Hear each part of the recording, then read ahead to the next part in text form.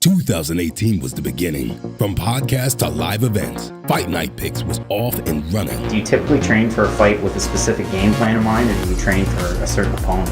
Honest to God, I always have the same game plan. A year later, a new ad. The cringe fest continues with Henry Cejudo. He pulled out a snake today. No clue. Since then, it's been a wild ride. 2022 shaping up to be another crazy year. Hurt Chandler. He might be peacocking right now. I think that left hook hurt. Whoa! Big time right hands, Michael Chandler! Oh, they've both been hurt this week. Oh! So as they say, let's get into it. And welcome back with Fight Night Picks. We got a big time Fight Night card coming up this weekend. Listen, King Bobby Green, he is back and he is all of the hotness. You asked for it, you get it. He's going to be one half of your main event, taking on a top 5 ranked future champion, some would say, Islam Makhachev, but I'm really looking forward to it. All over this card, it's loaded with prospects. We have 4 UFC debuts. Some would call it a Fight Night Picks special, and as always, one half of your hosting duo with Fight Night Picks, Craig Allen. You can find me on the socials at Craig Allen FNP. Make it very simple. Matt Allen with the contrasting sweaters in color. We have Matt Allen at Matt Allen FNP. So at Matt Allen FNP, Carlos Hernandez, Victor Altamirano, we've got Ramona Pascual, we've got some big time heavy hitters in their UFC debuts, and I think this is one of those cards that if you had a friend that might not be into MMA, you can kind of get them in on the ground floor of some of these fighters, because apart from the debuts, we only have 2 ranked fighters. We have Armen Tsarukyan and Islam Makhachev in the same division. So it's one of the weaker cards on paper, name value wise, but these are typically the cards that deliver, just like we had last weekend. And the great thing about this card, and it's something I think we can both agree on, is that the matchmaking is quite competitive. Although the names might not be household names, I still think a lot of these matchups are very closely contested all the way up the card. Even though there isn't a lot of ranked fighters, and isn't it awful too? This is why I might not give a first-time UFC viewer this card, because there is only 2 ranked fighters on here, and I wouldn't say either ranked fighter is known for their entertainment value necessarily between Armen Tsarukyan and Islam Makhachev. Listen, we enjoy their fights. People who like our videos probably enjoy their fights, but I would say to the wider audience, it's probably a little bit harder to get them involved to Armen Tsarukyan co-main event, but I really do think this is going to be a really fun card to watch top to bottom. I brought you in up here, Matt brought you down there. We're going to throw it to the Fight of the Night screen, and there's one fight that did make the Fight of the Night screen, so breaking the 4th wall with Fight Night Picks. We have a hard time choosing them sometimes. It's pretty easy this week, but I will say, I'll sprinkle in Terrance McKinney, Fares Ziam. What a fight. I can't wait for that one. But we'll throw it on over to our Fight of the Night screen, as always presented by, well, it could be you. You could sponsor the Fight of the Night screen. Hit us up on the socials. You can find us at Fight Night Picks as well. Let's throw it on over to there. Let us know down below in the comment section who you've got. It's time for the Fight of the Night with Fight Night Picks. So Rongzhu is going to be taking on Ignacio Bahamondes. This is lightweight action, and for Ignacio Bahamondes, one of the bigger guys you're going to find at lightweight. Does he do like the double take, the Spider-Man meme when he sees Joel Alvarez this week? I don't know, but both guys at 6'3", and for Ignacio Bahamondes, you buy low in the UFC debut, while most people bought high, myself included. He was a big favorite against John McDessie, who was coming off of an old man knee injury, and really, John just turned back the clock in that performance, so kudos to him. But for Ignacio, comes back, has a knockout of the year caliber knockout over Roosevelt Roberts, and you look at it for Rongzhu, you buy high on him at the same time, making his UFC debut against Kazula Vargas. He was a decent-sized favorite. I was very high on the fighter out of China.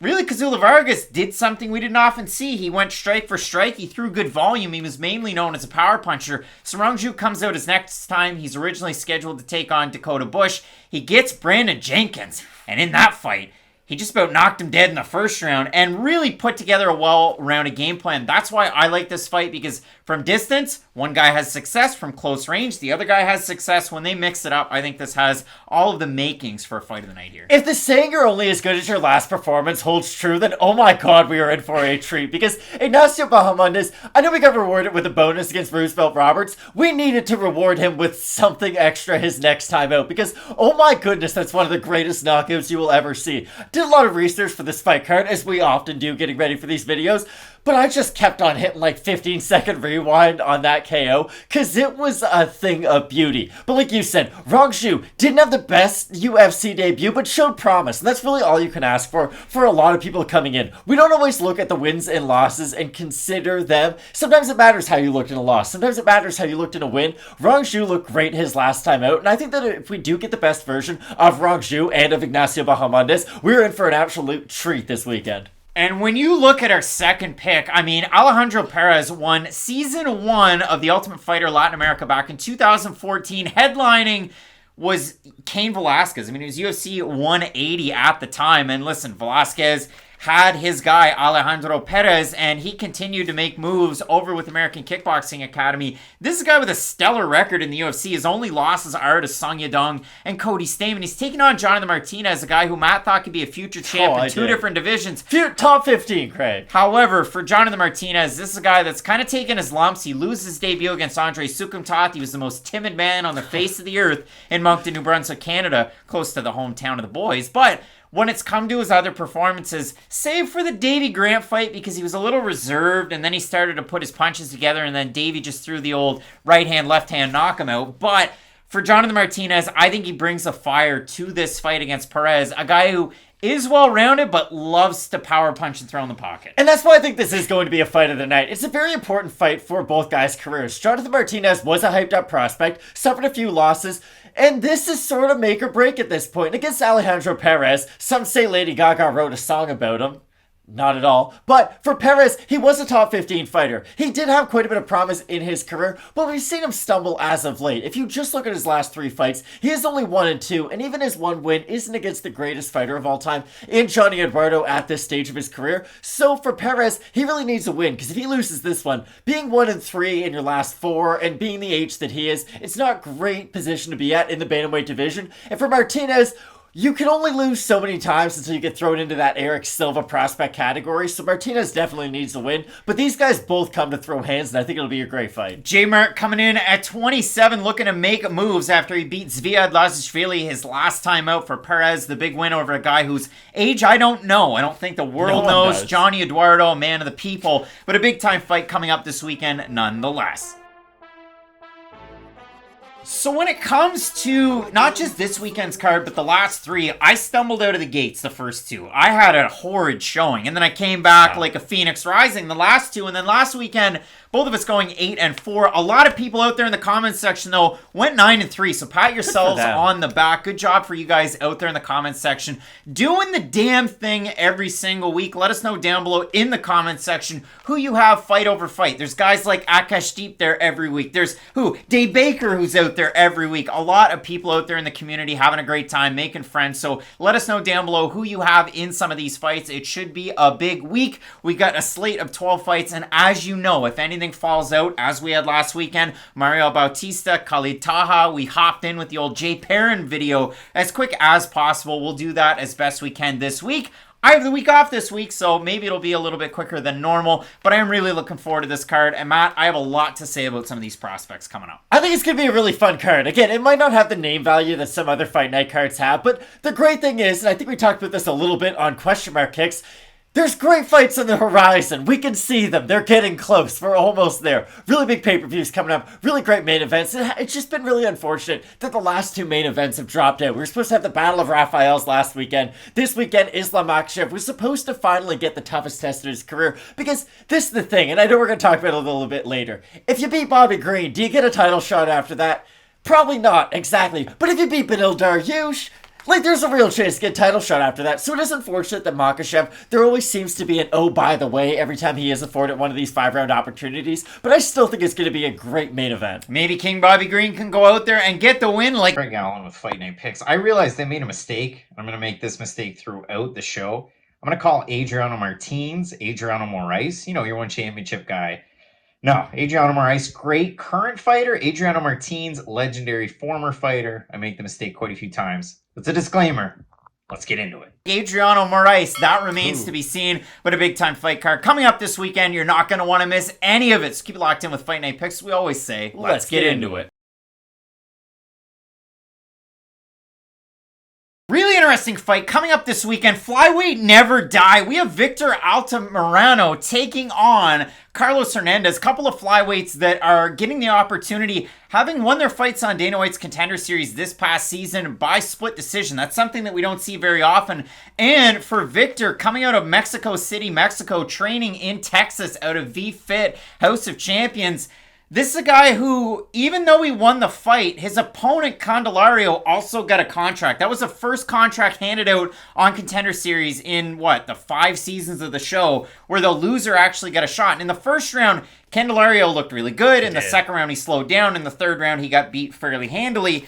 And this is really where the nuts and the bolts of this fight really do matter. Because if you looked at it for Altamirano, listen, really, really sneaky fighter. He's on a tidy little 4-fight win streak. And if you go back and you look at his last loss, it's against Jared Brooks, who was making his way back into the world after losing. I just have to cut you off, Craig. Yeah. I'm sorry. No single person has suffered more when the UFC almost cut the flyweight division than Jared Brooks. Please hear me out. This guy lost a split decision to Davison Figueiredo. And I'm going to pull a Craig right now and say lost a split decision. Because I got to be honest, I thought he beat Davison Figueiredo. You know, the guy who currently has the title, who just beat Brandon Moreno 2 times in 3 fights, or at least 1.5 times basically.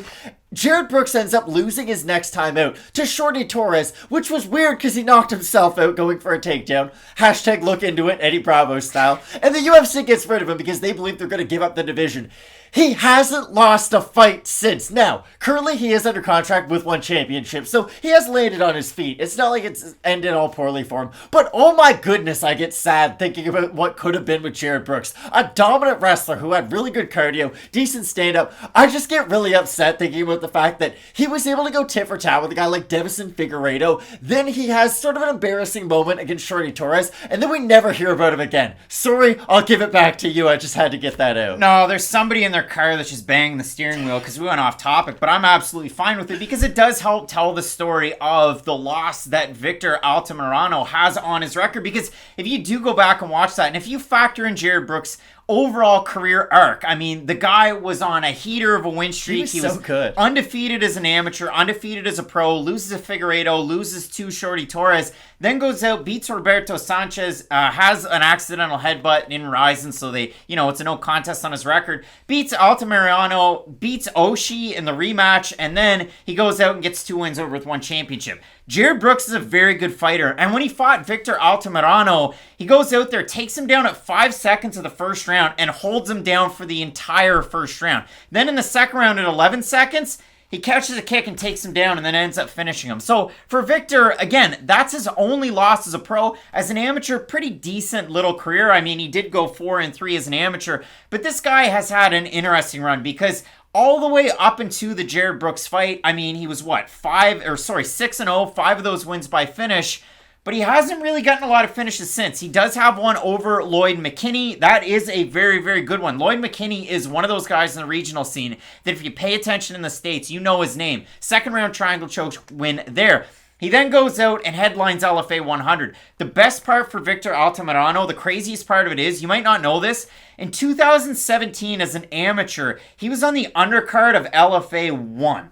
Then he headlines the main event of LFA 100. It's not often in North America you have flyweights that headline a card, but Victor Altamirano was able to go out there, do that, win the belt over there with LFA. A big win over Nate Smith, a guy who had some of the best wrestling credentials that we've really seen over with LFA. So a huge win for him there. A couple 50-45s, 149-46 in that fight. Goes out, fights Carlos Candelario. Split decision win for me. It might sound weird, but I actually scored that fight for Victor Altamirano. Again, I mentioned it. I thought he lost the first round. He won the second. He won the third. But again, we're going to kind of go both ways in this fight because I love these prospects and I want to really give them their due. Maybe if you missed out on some of the tape study, that's where we are. We're here to fill you in on these guys. The one thing that I love out of Victor Altamirano, it was in part of my notes, his Taekwondo is great. His takedown defense is not good, and he accepts bottom position, and I know he's got triangle choke wins, he's got a Darce choke wins, he loves the defensive submissions, but he gets held down for moments, and again, it does scare me. Not necessarily just against Jared Brooks, but against other fighters as well. It'd be like if you're going to the grocery store with your mom as a kid, and you're saying, hey, can we get Tony Ferguson to the grocery store? And she says, no, we have Tony Ferguson at home. Well, Tony Ferguson at home is Victor Altamirano. Now, that might not be giving Tony Ferguson the respect he deserves. It definitely isn't. But Victor does kind of fight like a bare bones version of Tony. He has very porous takedown defense because he does have a lot of belief in his own jiu-jitsu and really his bottom game overall. There's something we were talking about before we started filming this video where if you look early on in his career, he does have a lot of success with his grappling, especially with his submission grappling, going for submissions, getting sweeps, sort of those bigger actions off of your back. But when he does start to fight the better wrestlers, he still has those tendencies where it's like, okay, I can give up this takedown because I'm a good grappler. But against Nate Smith, for instance, who, I gotta be honest, I don't think all that highly of Nate Smith. His stand-up is very, very basic. You can see that in that fight. But he is a good wrestler. Smith was able to just hold Victor down for long portions of that fight. And he wasn't all that active in the top position, which isn't great. It sort of speaks to Nate Smith as an opponent. But if Victor is in there with a more active guy in that top position, a guy, I know he doesn't fight in the weight class, but like Cody Stamann comes to mind. Like Cody Stamann would just lay on top of him for 5 minutes every single round and win like a 30-20 30-20 decision. That's how one-sided it would be. But with Altamirano, I really like his striking. He has great long-distance strikes, and he's really good at throwing 1-2 combinations with his hands and then mixing in his kick. And he has a great kick to the body and great kick to the leg, too. He's a tricky southpaw with that respect, and it's something that his opponents really do have to watch out for. That's one other thing. I just have a couple more notes before we focus on Carlos Hernandez. I have him listed as a switch fighter. The UFC went that way, too. He will rarely ever go to the orthodox stance just to give a different look, switch back over to the southpaw, but he is mostly a southpaw fighter. You brought it up, the kicks. He's a second-degree black belt in Taekwondo, Brazilian Jiu-Jitsu brown belt. And we've seen a Brazilian Jiu-Jitsu brown belt in the UFC make moves in a co-main event in 2022. Nick Maximov. Give him a round of applause. What an awful middleweight fight. It's the worst division in MMA right now. But when I look at this, I mean, Victor Altamirano, he's a guy over there. He's probably Yo-Yo Ma's favorite MMA fighter. Loves to play the cello. But if I can make one more musical reference about him, for Victor Altamirano, the takedown defense, very, very good when he strikes in volume, when he's at range, when it kind of closes into the mid-range, the fighting in a phone booth, he can struggle a little bit. It's like if you're at the grocery store and you're listening and, you might go, geez, what song is that? Well, it's Midnight City by M83. But, if you had that playing at a club, people be bumping, they be dancing. But if you play it at the grocery store and you turn the volume way down, you kind of get Victor Altamirano, where it's like, I know that, but what am I going to get here? And that's the big problem that I have when I look at Victor. I mean, this is a guy making his UFC debut in the flyweight division, a division that needs talent. Like, when you go from 15 to 20... that's it. That really is it. It's like the Mad Max world. I look at Victor Altamirano. You got to start making moves and starting grooves before they knew we were gone. I expect a 31-year-old making a UFC debut to be able to go off to the races. And when I look at him, I don't see a guy that's going to make any moves in the top 5. I think if you put him against Askar Askarov, you put him against Pantoja, a guy in his UFC debut can't beat Alejandro Pantoja. You're 10-1 and 31 years old. You got to start going. But still, we never talk about that with any other fighters making their UFC debut. So I don't really think you're giving him the credit he deserves. Like, we never say a guy in the middleweight division needs to beat Robert Whittaker after his debut, because that's insane. Like, Simon Oliveira, after he beat Trevin Giles, we were like, hey, you better be able to beat Paulo Costa next week. Like, if a bantamweight ever beats a middleweight, Michael Morales at 22. What I'm saying is, we never say that about a fighter. So I think you're extremely nitpicky about a guy like Altamirano. We really only have to worry about him fighting Carlos Hernandez this weekend. And in Hernandez, I also don't see a top 5 ceiling either. So I don't really think that pertains to this fight. That's a big point that I have. And it relates to this fight, but it relates to a lot of the fighters that we're seeing coming into the UFC right now. No, I hear you, but... bridging around the age of 30, and we're in a division where there's only 20 to 25 fighters. Like, you really got to get moving. Now, good opportunity for both guys. So let's focus on Carlos Hernandez, former HFC flyweight champion. He's out of Chicago, trains out of VFS, and we know VFS Academy. We have another fighter on this card from that gym. It's Ignacio Bahamondes, but you've also seen Juliana Pena at that gym, bantamweight champion. You've got Bilal Muhammad, who's really had a bit of a run here of late. And when you look at it for Carlos Hernandez, does a lot of the similar things, but in different ways. I mean, for Hernandez, he can really strike in volume, but when you look at it for him, it's really putting the pressure on his opponent, really trying to back them up, and then once he is able to get them backed up, he does like to try and take the fight to the mat. The other thing that I like about Hernandez in this fight, because for Altamirano, all of the experience, from LFA 1 to LFA 100, the champion over there, you love to see it. For Hernandez, a little bit less in terms of pro experience.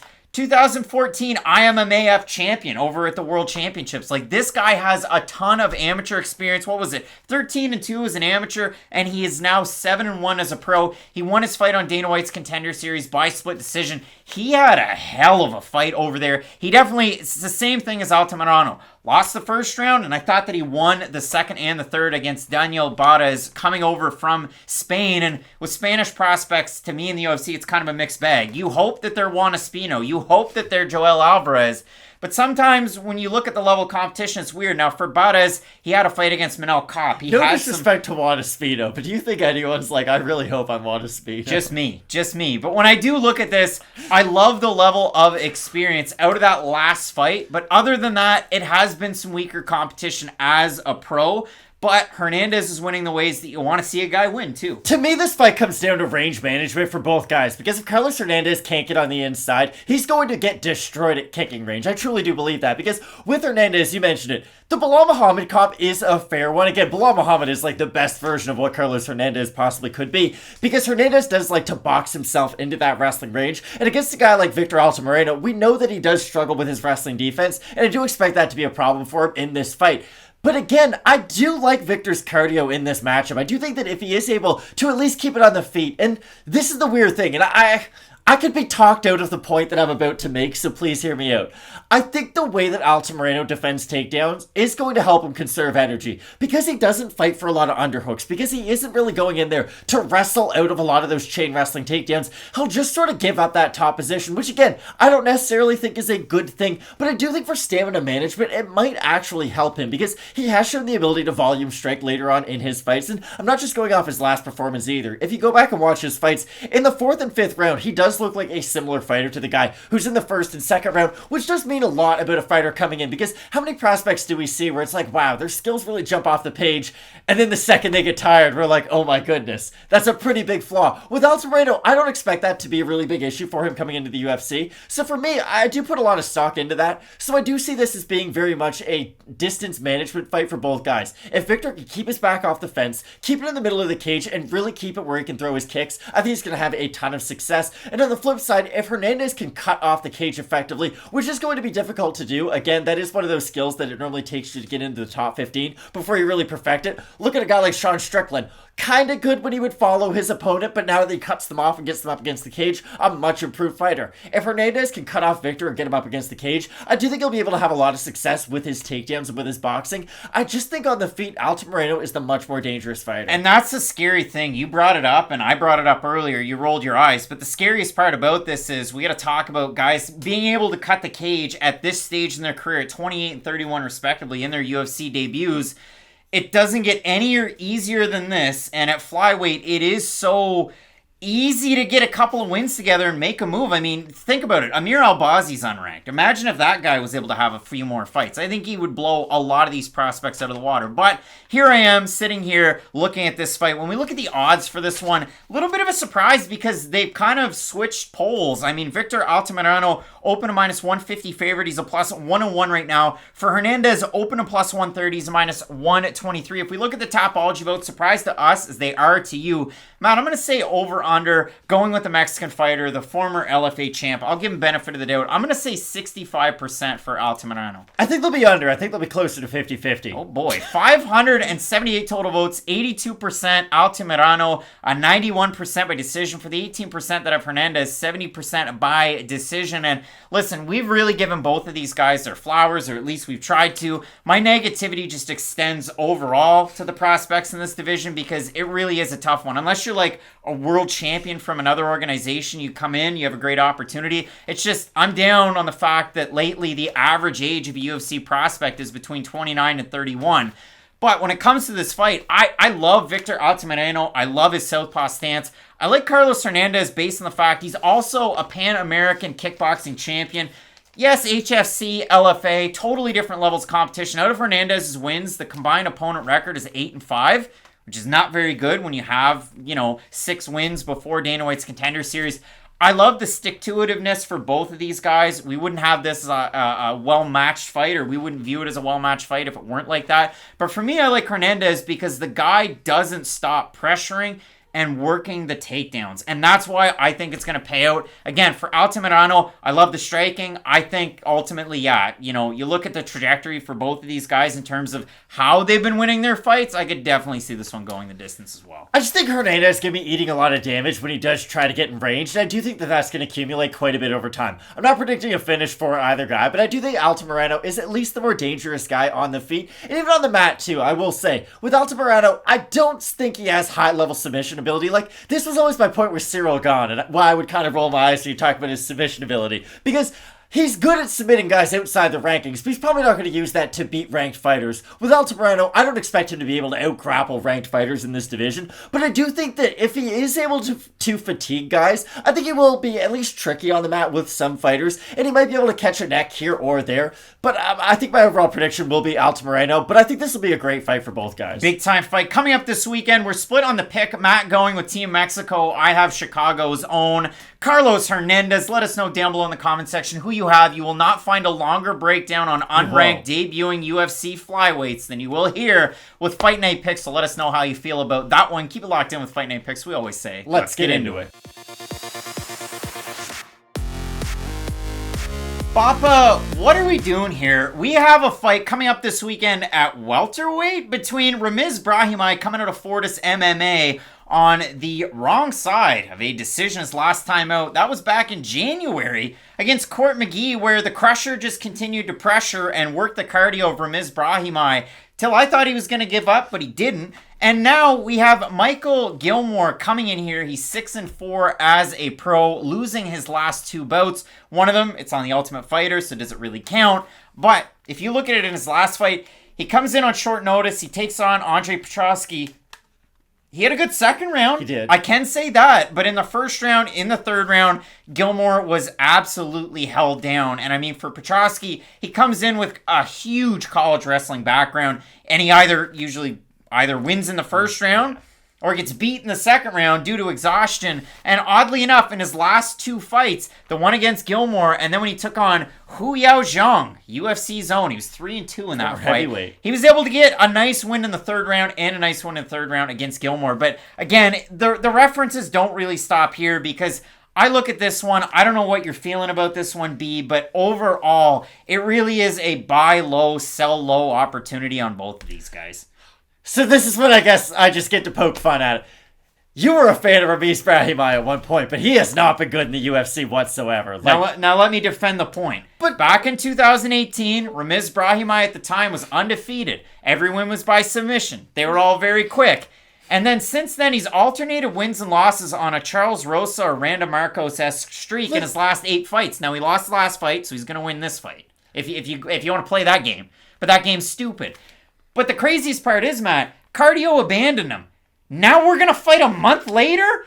What? If you lose to Court McGee, you just don't do it for me. That's just what I'm going to say from here on out. Because if you lose to here's the thing about Court McGee. If you knock him out and you win the fight. We've seen that happen a few times now. Twice, exactly. He doesn't lose that often. But if you lose to him, he's probably going to eat your big shots, out-wrestle you, and it's going to be a really close fight in the decision. Ramiz Brahimaj got dropped by Court McGee. That's a thing that happened in their fight. And that's a very concerning thing for me. Because for Brahimaj, I just don't think he's going to be able to strike very much with Gillmore whatsoever. And on the flip side, Gillmore can't grapple with Ramiz in this fight. So again, this is why I sort of zag when you say this is a card you should give to your friends who haven't really watched MMA, because they can get it on the ground level, follow some of these prospects up.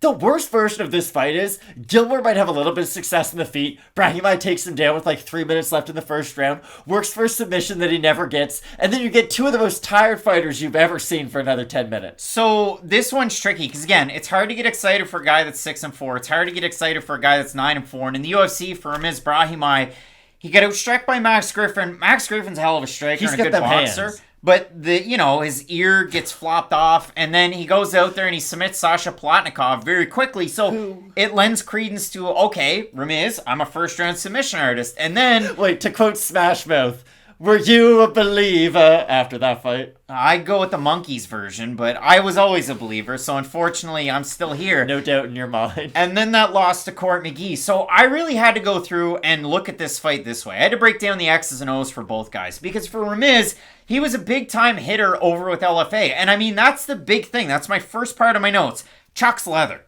He throws tons of power on the feet, and it's worked for him in the past where I go just swinging in, drop the guy, take him down, submit him, and it goes out to, all the different highlight reels. But a consequence of that is his cardio is not great, and it's been a kind of a constant throughout his career. It's not just the Max Griffin fight. It's not just the Court McGee fight. It's all the fights, because he finishes them quick if he wins. He has 9 wins. All of them are by submission. Again, he is a lights-out offensive grappler. But defensively, he has some holes. And then another one that I have in here, again, gas tank and in-fight adjustments. Those are the 2 big keys, because when it starts to go bad for Ramiz, we're down bad. And that really is the kicker. So this fight, it is a bit of a short notice. We were supposed to have the Mullet King, the man himself, Johnny Parsons, making his UFC debut. And Gillmore was supposed to get that fight. But Parsons out, Brahimaj in. For Gillmore, they brought him in. He was an alternate on The Ultimate Fighter. So they bring him in and he fights Gilbert Urbina. And he gets knocked out. And then Andre Petrosyan's looking for a dance partner in the UFC. He maybe was going to fight Brian Battle on short notice. But no, Gilbert Urbina gets that fight. So Andre Petrosyan gets Michael Gillmore. And here's my question to the UFC. That's a UFC fight. It's not an Ultimate Fighter fight. Why did they make them wear Ultimate Fighter trunks? Like, it just doesn't make any sense. It's so Mickey Mouse. Don't do that. But overall, for Michael Gillmore, 8-2 amateur record from 2015 back to 2012. A win by decision over Chaos Williams. His training partner now, Murcielago MMA. I mean, Joaquin Buckley's at that gym. Commander Dale Brown is adjacent. Hey, winning coach in the UFC. You've never done that, Craig. I have not. But really, when I do look at this, Michael Gillmore looked like his body type fit, 185 pounds. He's fought at 170 before, don't get me wrong. I'm eager to see what he looks at 170 for this fight. And the other note that I have, I mean, he got taken down and controlled by Petrosyan, but as I said earlier, in the second round of his fight against Petrosyan, he looked amazing. He was starting to throw at range, and he looked really, really good, backing Petrosyan up, and Petrosyan was eating shots. And I think it's fair to say, though, Petrosyan is a much better pure wrestler than Ramiz Brahimaj. Now, once it gets to the grappling aspect, I would definitely favor Brahimaj with his ability to finish the submissions on the mat, but that's my problem. Like, for where the odds are, and I don't normally say this, I think this is an awful fight to bet on, because here's the thing. For Ramiz, his striking defense is an absolute 0. Like, blocking punches with your face doesn't count. That's not the objective of the sport. It's to move out of the way.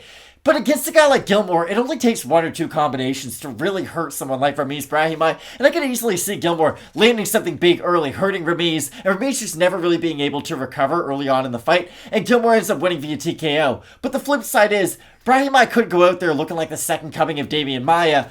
But the problem is, and I think you'd agree with this, I don't think the result of this fight really changes either guy's destiny. Like, if Ramiz Brahimaj beats Michael Gillmore, if you're a fan of his or not coming into the UFC, I don't really think that's going to all of a sudden make you think, wow, he's destined for the top 15. And the same thing vice versa. Like, if Gillmore's able to knock out Ramiz in the first round, I just think it speaks more to the questions that we had around Ramiz Brahimaj more than anything. So I still think this fight does very much for either guy in their careers. Well, and the weirdest part about this one, Ramiz Brahimaj on the limited sites that have odds on this one, open to -400. He's about a -300 for Gillmore. Open to +330. He's a +243. If we have a look at Tapology, surprised us as it is to you. 409 total votes, 92% Brahimaj, 70% by submission for the 8% that have Gillmore, 64% by decision, 24% by knockout. I do feel weird about this fight because, okay, I'll ask you this. Johnny Parsons, Gillmore, who would you favor to win that fight? Gillmore definitely has a better chance in that fight, I'd say. But here's the thing. In this one, probably Parsons, yeah. Yeah, Johnny Parsons would have won that fight. So when I look at this one, I mean, Gillmore is going to go up against Parsons, who has friggin' bombs in his hands. He can take you down. Like, Johnny Parsons is is an interesting cat. I'll say that. For Ramiz Brahimaj, Listen, I hate to pick him. I'm picking him. I think he's going to be able to get the win because I don't like Michael Gillmore's takedown defense, and I don't like the fact that when he gets his back to the mat, it's a lot of time with his back to the mat. So for me, I'm going with Ramiz Brahimaj in this one. But listen, if you were thinking of anchoring a parlay with Ramiz Brahimaj, you're insane. You're insane. I don't want to pick Ramiz, Craig, but I'm probably going to. I'll pick Brahimaj, but this fight is so one way or the other. Either Gillmore wins because he looks like, I don't know, Jean-Claude Van Damme in the first round. Go watch that second round of the Petrosyan fight. I can't stress that enough. Or Brahimaj chokes him unconscious and he looks really, really good. I'll favor the grappler in this matchup, but again, I don't think it's going to change my opinion no matter what the result is of this fight. Yeah, one last mark on Michael Gillmore. Coming into the UFC, he had an interesting record. And of his 6 wins, his combined opponent's record was 8-9. That's not very good. Both of us going with Texas' own Ramiz Brahimaj in this fight. You let us know down below in the comment section who you have, because I know a lot of people, like I said earlier, it's buy low and sell low, and they're going to be very low on both of these fighters. Keep it locked in with Fight Night Picks, and as we always say, let's get into it. Coming up this weekend, we have Turbo versus Dragon in a battle of competitive dance teams or highly talented bantamweights. And listen, for Mexico's Alejandro Perez, this is a long time where you at type of guy, because it was just really, really weird. I mean, I was sitting doing my notes for this fight, and I was listening to the Hair Metal Essentials playlist that was on Apple Music, and the song that came on was I Remember You by Skid Row. And listen, I'm a Sebastian Bach guy. I mean, he was on Trailer Park Boys. They were trying to have the train convention in Maine, Dirty Old Skowhegan, and so on and so forth. But when it comes to that song, I would think that way about Alejandro Perez. This is a guy that won the Ultimate Fighter Season 1 of Latin America in 2014. The headliner of that card, UFC 180, his coach, Cain Velasquez, like, that was a big, big deal. And for Perez, after that fight, he would go on to go 7-1-1 and then have a 2-fight losing streak and just be gone forever, it seemed. And I mean, you look at the losses, Cody Stamann, where he's able to defend all of the takedowns, all 8 of them, and they strike. And then his next time out, he gets finished in the first round against Sung Yadong. And those fights were just months apart. That was kind of the crazy part about it. Like, Perez was really looking to just continue to ride the wave of momentum. And this is a guy, he had a performance of the night against Ian Entwistle. Huge win there. And then he just takes this a long time away. And I would have thought for a guy that's pretty well in his physical prime, hey, we're going to want to hit the ground running. But he took the time away. So he makes his second time out, and it's been so much time. I can't stress that enough. He takes on Johnny Eduardo, Brazil's David Ortiz, because who the hell knows how old Johnny Eduardo is? Different sites say he's 43, different sites say he's in his 30s. I don't know. I haven't seen the birth certificate, but what I can tell you is that in Alejandro Perez's walk out, it's mentioned that he's been at AK. He's been at AKA since he met Cain Velasquez. He's been there forever, and Daniel Cormier pipes up and says, yeah, he's been at AKA, but for this camp, he's been away. And in this time away, he spent time away from his family, time away from his gym. He's worked on his wrestling with a wrestling coach. He's really gone soul searching.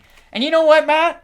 It paid off in his last fight. Like, yeah, he did get caught a little bit on the feet, threw a nice right hook that kind of started to swell up Johnny Eduardo. And in the second round, how many submissions have we ever seen where you use your legs to submit a guy's arm? It's not often that you do see that. But for Perez, looked really good on the ground, but primarily known as a bang up type of striker. Like, a lot of fun. I was going to say fights like a better version of Enrique Barzola, then I realized if you don't know who Alejandro Perez is, you definitely don't know who Enrique Barzola But they is. train together. They do, but you see what I mean.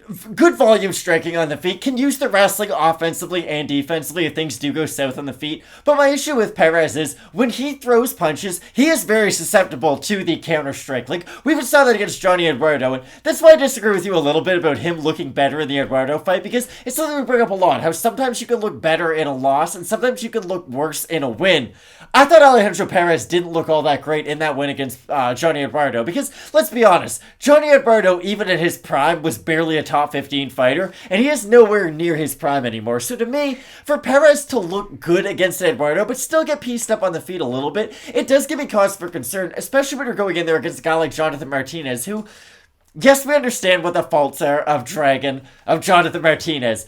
But Martinez in his best version has phenomenal volume striking, a really good kicking repertoire. He has very diverse kicks. He has good front kicks, good roundhouse kicks too from both sides. And that's the thing about Jonathan Martinez.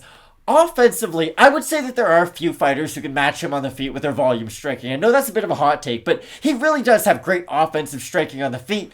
The problem is, himself, just like Alejandro Perez, is susceptible to getting hit by the counter shot. So to me, I look at this fight and think, okay, who's more likely to land the one big shot on the feet? Perez has okay power, but as we saw against Johnny Eduardo, he doesn't really have that one-punch knockout power with his hands or his feet. With Jonathan Martinez, listen, I'm not going to try to sell you a picture saying he hits like Chaos Williams, but he does have good finishing ability on the feet and on the mat, and that's why I do find myself siding with Martinez. But this is what I think is so important about this fight. It's make or break for both guys. I mentioned this earlier on when we had this in the Fight of the Night screen. For Perez, was in the top 15, was a hyped up prospect at one point, but like you said, he's been cursed by inactivity. He did have a few bad losses, the Song Yadong one being really, really bad. Like, that's a tough knockout to suffer, but he didn't do himself any favors. It's like Ben Simmons, he had that really bad series against Atlanta. It just went into hiding. Like, if he came back, had a good preseason, maybe had a good start to the season, people would kind of forget what happened in the playoffs. If Perez came back after that Song Yadong loss, fought another guy sort of around his ranking, then maybe we would look at him in a different light, and maybe we would have a different second half to his career. I just don't put a lot of stock into his win over Johnny Eduardo, and I do think he's going to struggle a lot at range in this matchup with Jonathan Martinez. Alejandro Perez took almost 2.5 years off between the Song Yadong loss and the win over Johnny Eduardo, and this is a guy that walks out to Believer by Imagine Dragons. Now, Road FC's Jay Hakyo absolutely owns that song. Unless you sing it on the way into the cage, I don't trust you. For Perez, I go through and I watch the tape. These are some of the things that you need to look out for because it really is weird. I mean, he holds his hands up really high like a Thai stance, leaves his body completely open. Jonathan Martinez from Southpaw rips kicks to the body. Like, I think of Martinez in a similar light to a guy like a Jourdain, who he's going to rip those kicks. They're going to go to the legs. They're going to go to the body. He can whip them up to the head. I love that out of that Southpaw look that I have from Martinez. But another one of those things, again, really good takedown defense for Perez. I don't think we're going to see that out of Martinez. If anybody's going to wrestle, I would see it as Perez. Jonathan Martinez, not a bad defensive wrestler, but when you're going to Factory X Muay Thai, you're not necessarily going to try and accentuate your wrestling game. Obviously, you're going to have some looks from Alexander Hernandez, kind of in the similar weight class, so to speak. Yikes. But when it does come down to this fight, I mean, I do look at it. For Martinez, it's been a mixed bag, right? Because you look at the losses, loses to Andre Sukumtoth coming in on relatively short notice, very, very unknown commodity at that point. He has that fight against Andre Ewell where the judges scored it 29-28, or 30-27 and 29-28 for Andre Ewell on MMA decisions. 12 scored at 29-28 Martinez, 1 scored at 30-27 Martinez. That was that crazy Joe Solis in Houston. Probably shouldn't be a judge, but that one happened. But then Martinez's awful critical flaw of a loss was against Davy Garcia, who went right hook to the body, and as Martinez brings his hands down, it's left hook to the head and drops him. So, again, Perez is one of those guys, he loves to throw the hooks to the body, and it's a part of his game that I really do like. Perez is also a guy that from range, he will throw just a straight shot to the body to try and give a different look. I think in this fight he can get caught because Martinez is such a speedy striker. So I look at the odds for this fight. Perez open a plus 180, roughly still there. Martinez open a minus 220, roughly still there. We're going to look at the Tapology votes, Matt. I'm going to say over under 75% Martinez. What would you say? I'll say over. You're going to say over. Look at that. 581 total votes, 80% Martinez, 74% by decision for the 20% that have Perez, 70% by decision. I think this is going to be a great fight on the feet. I just like the speed and the volume out of Martinez in this one. But listen, I never miss an Alejandro Perez fight. What about his walkouts and his weigh-ins? Are they fun too? He's just like, listen, I can be awkward in social settings too, don't get me wrong. But like, Alejandro Perez is out here like, flexing at the camera, just like wearing sunglasses, taking them off, putting them on 19 times. It's just a little weird. And it's one of those things like, on question mark kicks, is like, hey, how much did the weigh-in affect them? I have no idea if Alejandro Perez is the most drawn out man in the world, or if he's just like, strange in front of the camera. So it always leaves me with a lot more questions than answers during his weigh-ins. Hopefully there's no confusion. My final pick is Jonathan Martinez, though. I think knees to the body and just his overall reactionary knees, because like you said, Perez does like going to the body, and that does leave his head open for Martinez to throw those knees up the middle. I think those are going to be a really big attack in this fight, so I'll pick Jonathan Martinez. Big time opportunity. Will it be the career resurgence of a guy who does weigh-in day like Diego Sanchez, or will it be Jonathan Martinez who will not say a word at weigh-in day, let alone the entire week? So, an interesting fight coming up this weekend nonetheless in the best division in MMA. Let us know down below in the comments section who you have, and keep it locked in with Fight Night Picks. We always say, let's get into it.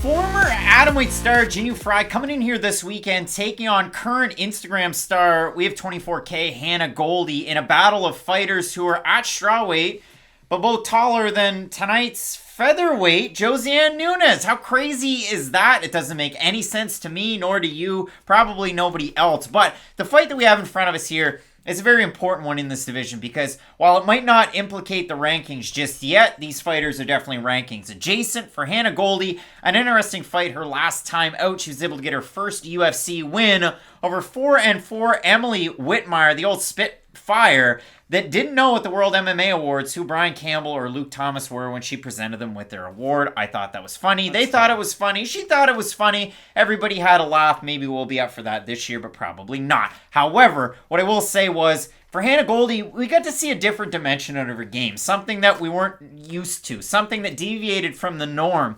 Because what I thought I knew of Hannah Goldy was extreme strength and volume striking. And it's been a ton of volume striking. That was her first submission win in many, many moons. And opposite her in this fight, we have Jinh Frey, former Invicta champ. She's fought the best atomweight fighters of all time. And we can go through and do a deep dive on her record. But all of this to say that in Jinh Frey's 4 UFC fights against Kay Hansen, Loma Lookboonmee, Gloria DePaula, and Ashley Yoder, this is the disclaimer, we have picked against Jinh Frey, both of us, in all 4 of those fights. And that was the deep dive that I wanted to do on this fight, because I thought Gloria DePaula was going to have the advantage in the striking. I thought Ashley Yoder, with her length, with her grappling and her size, she was going to be able to win out in that fight. But no, those things did not happen. So we're 2-2 in those fights.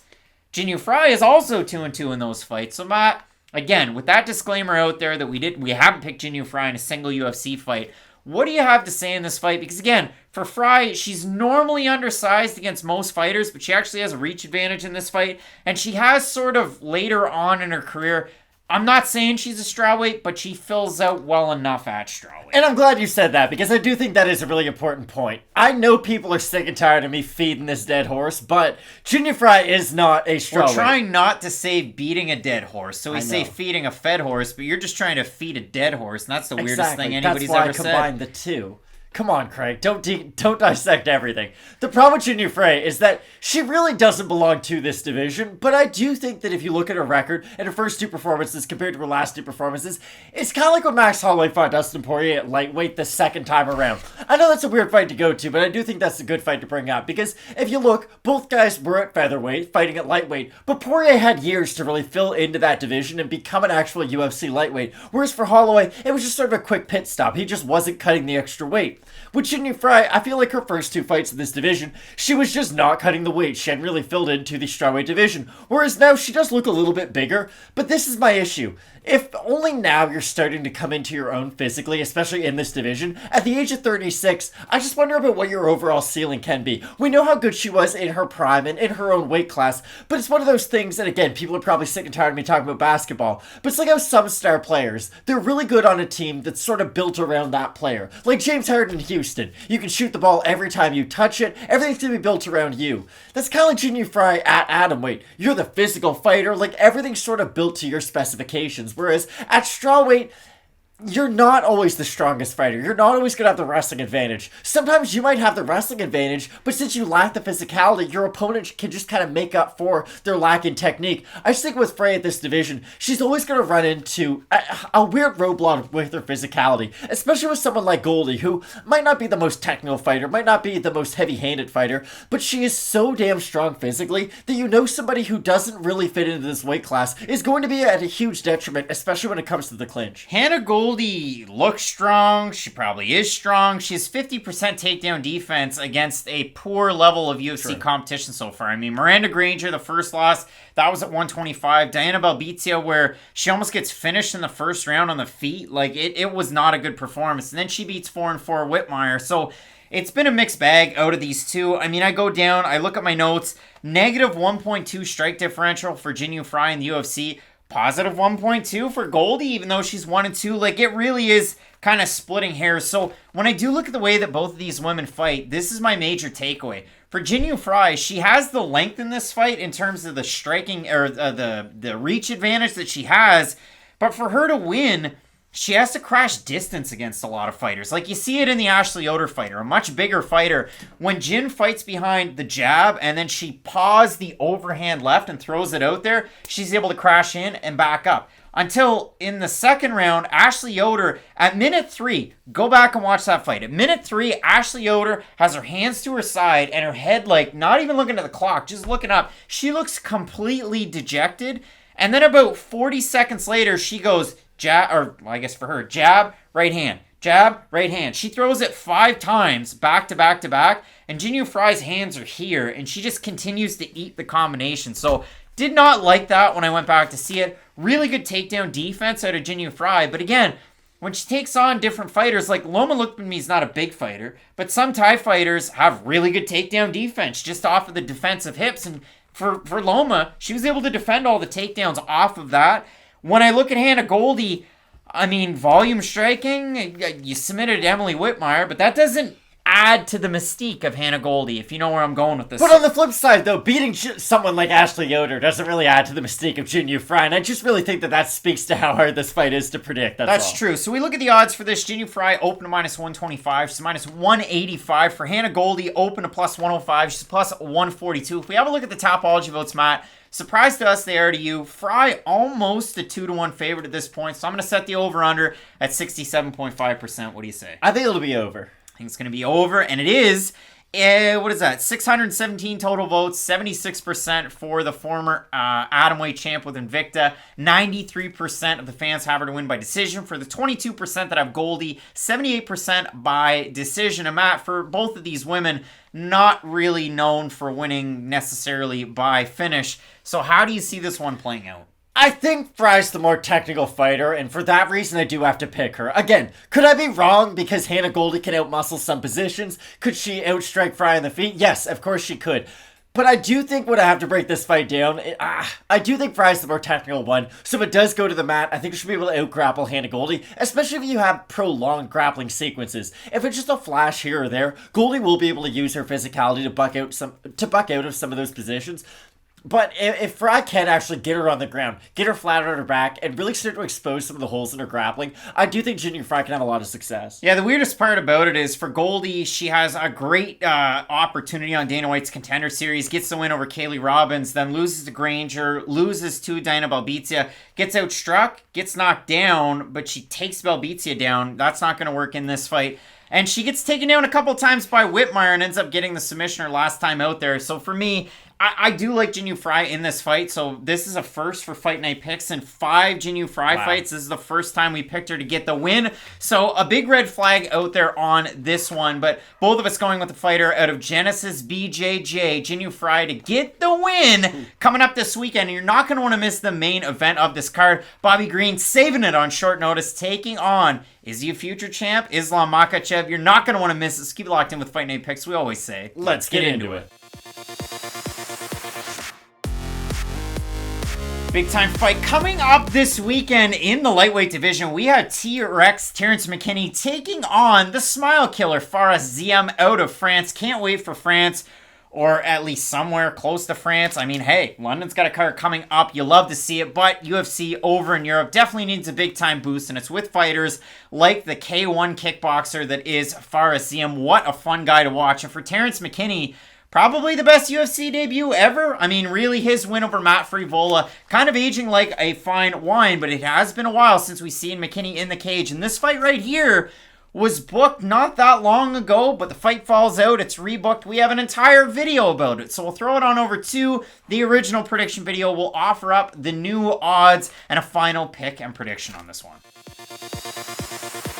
We had T-Rex Terrance McKinney looking to make his Cam Newton return. I'm back, and he's coming back off of that crazy win in his debut. It was over in 7 seconds when he knocked out Matt Frevola. Then he got crazy with the end, and he T-wrecked his knee, so he's been off for a while. He's going to be taking on France's Fares Ziam, a guy that personally I've been negative about in the past, but I think he's got some big X factors coming up, especially in a meeting with McKinney this weekend. This is a guy, he's coming from K1 kickboxing lineage, and if you look at it for Ziam, since he joined the UFC, yeah, you're going to lose to Don Madge, a PFL fame, but his last 2 fights against Jamie Mullarkey and Luigi Vendramini, both wins on paper. They were very close fights, and I can really give a conversation either way. However, when the fight is standing, Fares Ziam can beat a lot of lightweights in this world, and he has a great opportunity coming up this weekend against Terrance McKinney. Both of these guys, I think, have very interesting ceilings in this division, too. I couldn't agree more. And the great thing about Ziam is that, yes, those 2 past fights were really close,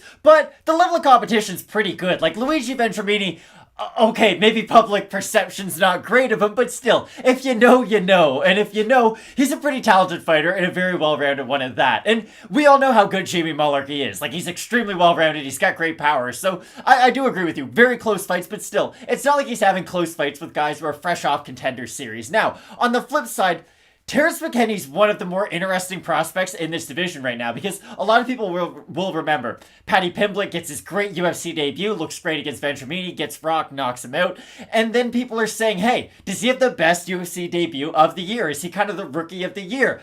And there was another UFC lightweight who was very open to disagreeing with that, and it was Terrance McKinney. He was like, hey, I knocked out Matt Frevola in 7 seconds. Why is nobody talking about my shine? And I think it is time to give Terrance McKinney his flowers, because he's shown an evolution in his game as of late, which has been really, really impressive.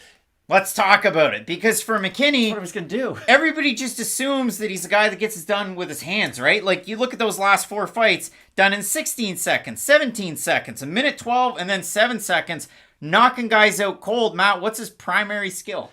If you've been paying attention to the countdown this week, you'll know that his high school wrestling coach is on this card. He's been wrestling with guys like Michael Chiesa since he was in high school, and that really is the Terrance McKinney sort of back pocket trick, if you will. He can always go to his wrestling base. Now, is he one of these like JUCO national champion wrestlers? No. Is he a Curtis Blades type of wrestler? No. But is he someone who has really good MMA wrestling? Yes, and I really do think that's the key to this. You can't always look at a guy's accolades and all of a sudden think that that's going to translate to MMA. Like, Yoel Romero is probably a good example of that. Is he a good wrestler in MMA? Yeah. Is he the best MMA wrestler ever? Probably not, if we're being honest. Like, there's other guys out there who are better, even though he's the one with an Olympic gold medal.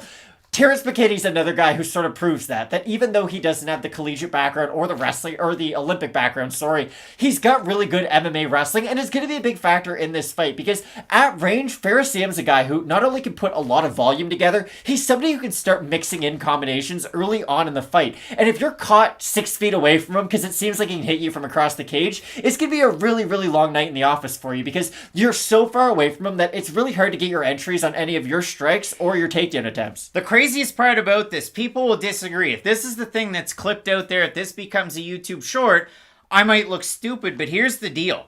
Fares Ziam is a better striker than Terrance McKinney. Terrance McKinney's great at blitzing forward and knocking guys out. You saw that in his last 4 fights. Terrance McKinney is a better MMA fighter because he can mix in his wrestling, and when he does, and he's on, and he doesn't make any mistakes with his grappling, he's a great fighter. I mean, look at it. When he's fighting Sean Woodson on Contender Series, he's beating Sean Woodson until he goes in, makes a dumb mistake, and then leaves himself totally exposed to a flying knee knockout for Woodson. Now, how good Sean Woodson, you might say? Well, he looked pretty good last weekend, I thought. Tanks. Just thrown to the body all day. So when I look at it for McKinney, you take that fight into account. Okay, he loses that fight. Then he goes out on a regional show. It's Contender Series against Contender Series. Derek Minner, Terrance McKinney. What does McKinney do? I'm going to wrestle. What does Derek Minner do? I'm going to submit him. And that's exactly what happened. So for McKinney, against very, very good primary grapplers, he might struggle with some of that jiu-jitsu, some of those in-betweens. Minner's a great guy in that respect. But when it comes to stringing everything together, that's what Terrance McKinney's great at. The trouble is, if you try and strike against a long-rangey guy and blitz in, we've seen what happened to him against a guy like Woodson. Fares Ziam has a great opportunity to do something just like that. So in a fight like this, I have a lot of hesitations about going McKinney hard or going with Ziam quite hard as well, because for Ziam, what's he struggled with?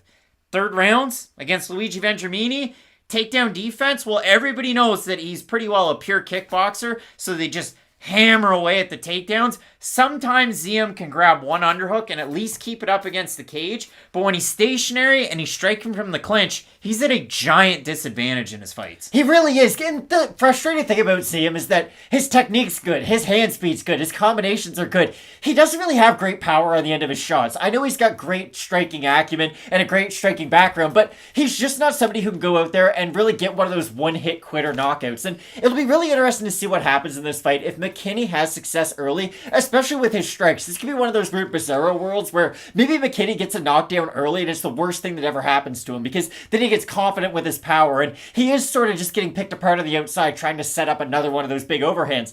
The flip side is, if McKinney can, and I think you set it up perfectly, just be that smart MMA fighter that we know he can be, then I think there's more than a big opportunity for McKinney to win.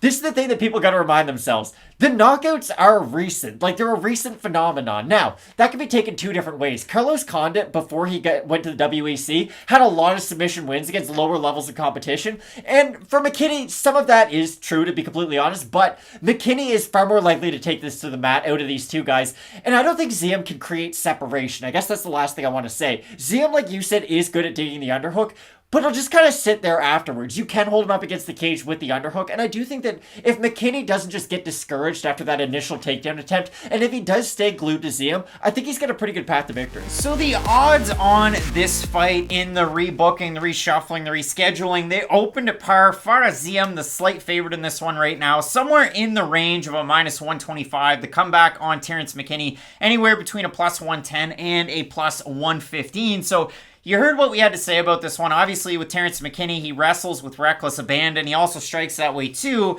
And for Fares Ziam, a much more polished striker. Obviously, we saw that in the fight against Luigi Vendramini, but the kind of con to that one is he got taken down a fair amount in that fight against Luigi Vendramini, and he does tend to struggle with some of that takedown defense, but when it's on the feet, this guy's one of the most fun fighters to watch in this lightweight division. So overall, the takeaway, Matt, Ziam, slight favorite, McKinney, slight underdog. If we look at the votes on Topology, 628 total votes. They're going with the viral star. 76% of the McKinney, 75% by knockout. For the 24% that have Ziam, 72% by decision. So, Matt, you know, the final look on this fight, what are you thinking here? This fight should be called, like, the Goldilocks fight, because for Terrance McKinney, range is really going to matter. If he's all the way out, Fares Ziam's going to destroy him with his kicks. Going to go to the legs, going to go to the body, and really tire McKinney out. But if Terrance McKinney can box his way into the range, use his combinations, and land power shots up top, I think he's probably going to win by knockout. Like, Terrance McKinney has undeniable knockout power. He really does. A lot of people just look at his win at Matt Frivola, and they're like, okay, you knocked out Matt Frivola, who cares? He has multiple wins in under 10 seconds. Like, no, that's not a fluke. That is real legitimate knockout power. And I do think that if he lands on Ziam, he's going to put him away. So I will stick with the pick of Terrance McKinney. And when I look through McKinney's record, again, he's got that loss to Sean Woodson. He was having success until he wasn't. Yeah. The fight against Derek Minner over with MFC. I had a great conversation with MFC's, the guy that's in charge of Midwest fighting. And after that, I was really impressed. You know, if there's a chance that we can make it down there, I would definitely love to go to a card.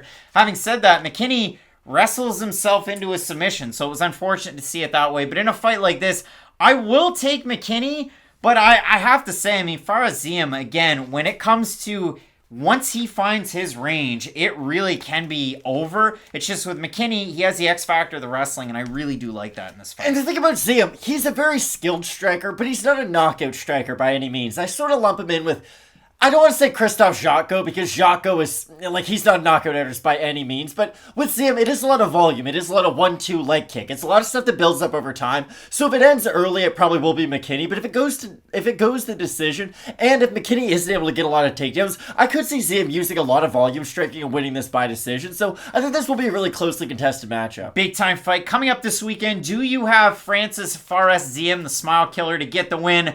Both of us going with T-Rex in this one. Terrance McKinney should be a great card. Tons of prospects on this one that you're not going to want to miss. Keep it locked in with Fight Night Picks. We always say, let's get into it. And a welcome to the UFC to Hong Kong's Ramona Pascual making her short notice UFC debut at featherweight this weekend. Yes, I said featherweight, taking on Josiane Nunes. Her nickname's Josie, and she knocks fools dead. She has foolish power, and you absolutely love to see it in her fights. I mean, you don't often see women at 5'2" having success at 135, taking on taller fighters, putting them in plum clinches, throwing knees up the middle, and then finishing them. That doesn't happen, but it does in Josiane Nunes fights, and in her last time out, making her UFC debut as a slight underdog against Bia Malecki. I mean, Bia Malecki, Swedish national Muay Thai champion, and in that fight did not look like it, because for Nunes, she was able to just close the range and throw power shots up against the cage and finish that fight in Nunes fashion. Now, this is why I have completely changed my opinion on Josiane Nunes, and I think it's very important to say. I thought she was going to get destroyed by Bia Malecki. I really did. Because to me, size at a certain point matters. And not just to me, like it does in MMA. Rory McDonald, Gegard Mousasi is one of the best examples of this. Two guys who match up very closely on the feet, in grappling, and in wrestling, but one guy is much larger than the other guy. That fight wasn't even close. Gegard Mousasi destroyed him. In my mind, I thought, okay, I know you have to make weight classes, but Bia Malecki was quite obviously a much bigger fighter than Josiane Nunes. I think that's something we can all agree on. Nunes knocked her out like she was John Lineker fighting Michael McDonald. That's a deep cut right there. But Nunes really does have that fight-ending power. And it's weird because she's not overly technical for someone with her background. She's the type of fighter who goes in there looking for the knockout. I sort of match her up with like a Vanderlei Silva in that respect. Joe Anderson Brito.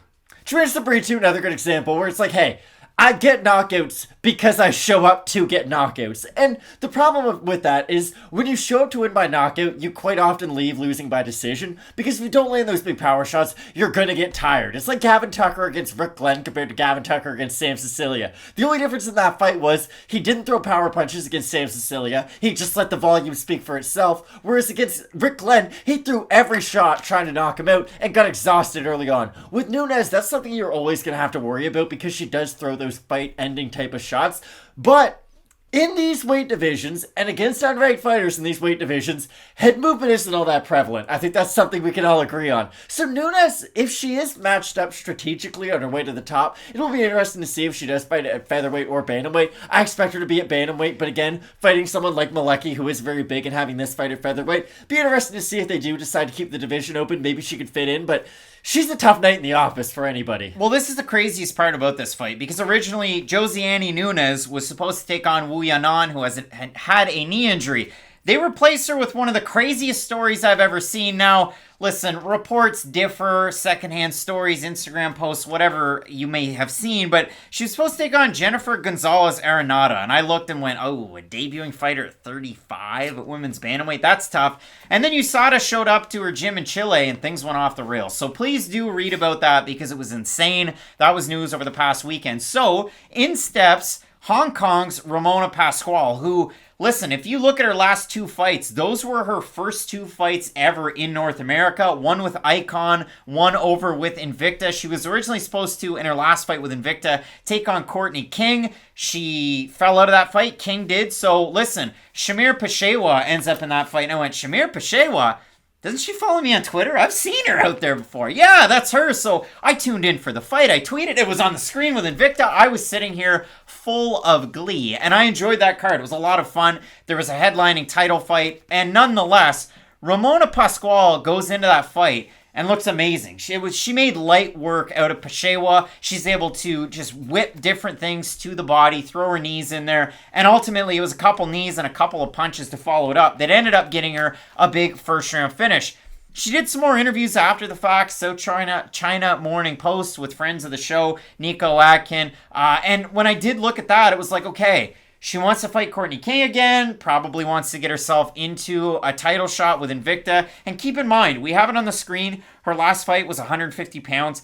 That was a catch weight because it was on short notice, but she's talked about it in different interviews about the move that she's made from Hong Kong to the States. She trains at Syndicate. She's at a couple of camps at Syndicate now, her last two fights, and that was a big move to try and really start knocking down the door of the UFC. And the craziest thing for Ramona Pascual, she was a national team member of the Hong Kong rugby squad. Like, you absolutely love to see that. She's the second fighter that I've really seen of late representing Hong Kong. Obviously, Sasha Platnikov did when he was around, but Ramona Pascual, born and bred Hong Kong. You love to see it, different representation from all over the world. But the craziest part about her is she spent a lot of time at the UFC Shanghai PI, really honing her craft over multiple years. She was a part of that academy, and you even saw it last year when corners were falling out and some of the people from Shanghai weren't able to represent, like Dean Amazinger, where we had Ramona Pascual cornering Na Liang when she made her UFC debut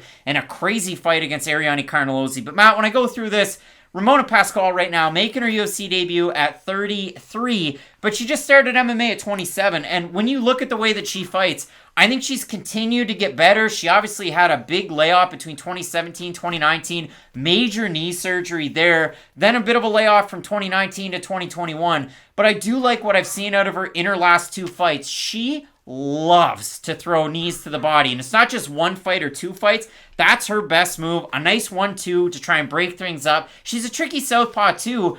I just wonder if she kind of gets caught looking in the mirror, and that's an opportunity for Josiane Nunes, who just, I'm not joking, just runs across and blitzes people.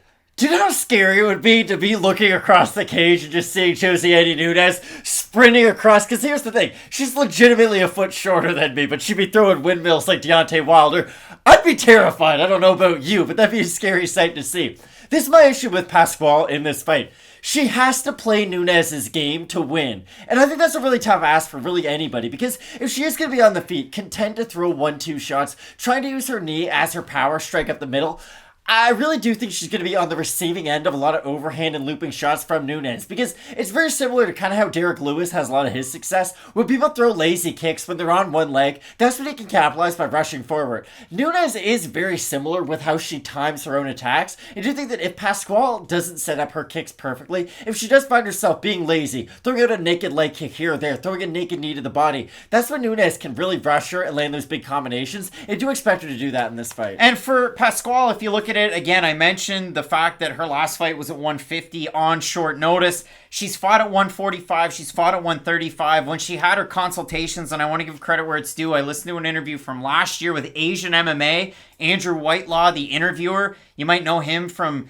doing different spots with Fight Circus, and I love watching Fight Circus. And ultimately, 135 will be her natural weight class. We'll see her there, but kind of the move for her, there weren't many opponents that you could find in China due to the restrictions, so that's why she ended up at Syndicate MMA. But you look at the level of training partner for somebody like Pascual. I mean, not just Joanne Wood, John Wood in the corner, so on and so forth, but we've seen so many fighters at Syndicate. I know we already mentioned Emily Whitmire this week, or in this week's videos, but she's there featured prominently. But yeah, when it comes to this fight, I look at the odds. I don't honestly know where they're at. Tapology, for some reason, has Josiane Nunes as a minus 325 favorite, plus 250 on the comeback for Pascual. I went on best fight odds. There was only one site that had odds. The average, Nunes right now, minus 175. Pascual at a plus 150. So let's bring up the Tapology votes, see what the fans are thinking on this one. Ooh. And 393 total votes, 87% Nunes, 76% by knockout. Did they think it was Amanda? For the 13% that have Pascual, 56% by submission, by decision, and so on and so forth. But Matt, when I do look at this fight, Pascual, I like her overall game. I don't necessarily love the volume. I think if you can weather the storm of the first round, you beat Josiane Nunes, because she fights herself into exhaustion. It's not just the one fight in the UFC. Go back and watch the fight tape. I want to give you an example. There's one fight where she takes on Juliana Araújo. That was back 2 years and 4 months ago. No disrespect, but she's just some lady. Araújo goes at her. Josiane Nunes to defend, kind of puts her in a guillotine. They stay there for 4.5 minutes of the first round. It's awful. It's the worst. And her only loss on her pro record is to Tyler Santos by decision, who she now trains with when she goes to Astra Fight Team, which is a part of her regiment. So, again, I look at this fight.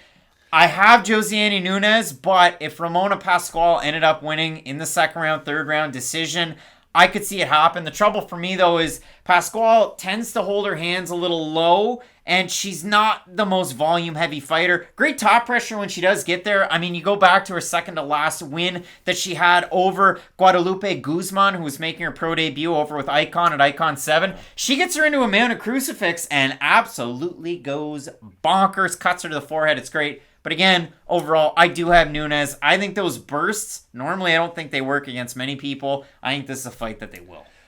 That's why I don't think Pascual has the highest ceiling, to be honest. Like, I think her striking's okay, but I do think she lacks the power to really get a lot of people's respect on the feet at the UFC level. That'll be interesting to see, because let's say she goes out there, weatherstorm against Nunes. You could be right. She could look really good later on in the fight. I just think Nunes, you kind of know what you're going to get with her. If it goes bad, it's going to go horrible. It's going to be like a Adolfo Vieira loss, where you're like, wow, really? Like, this is how we're going to lose? But with Nunes, the peaks are very high, but so are the valleys, let's just say that. And I do think she'll be able to get another knockout win if she is able to get Pascual up against the cage.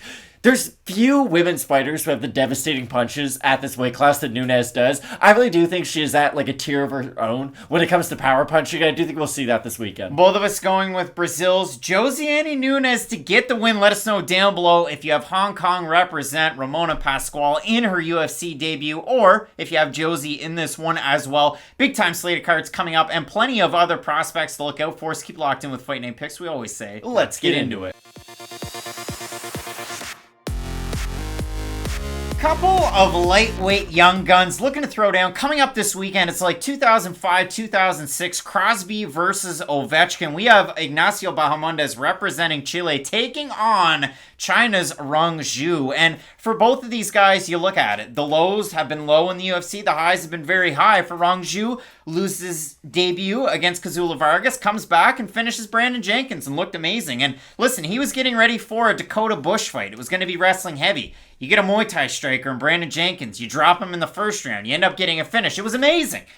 But the flip side, for Ignacio Bahamondes, you come in with all the shine, the flash, the flair, and you fight John McDessie, who's late in his career. He's a fun fighter. He's a bonus machine. He's coming off of a knee injury, a camp change. It was just a weird set of circumstances for John McDessie. And Ignacio Bahamondes, though he lost that fight by split decision, John McDessie won that fight. Holy smokes, let me tell you. So Bahamondes comes out his next time out against Roosevelt Roberts, and in that fight ends up with a knockout of the year contender. So now we're here, we get these two guys, but this is where the comparison from Crosby and Ovechkin kind of goes away.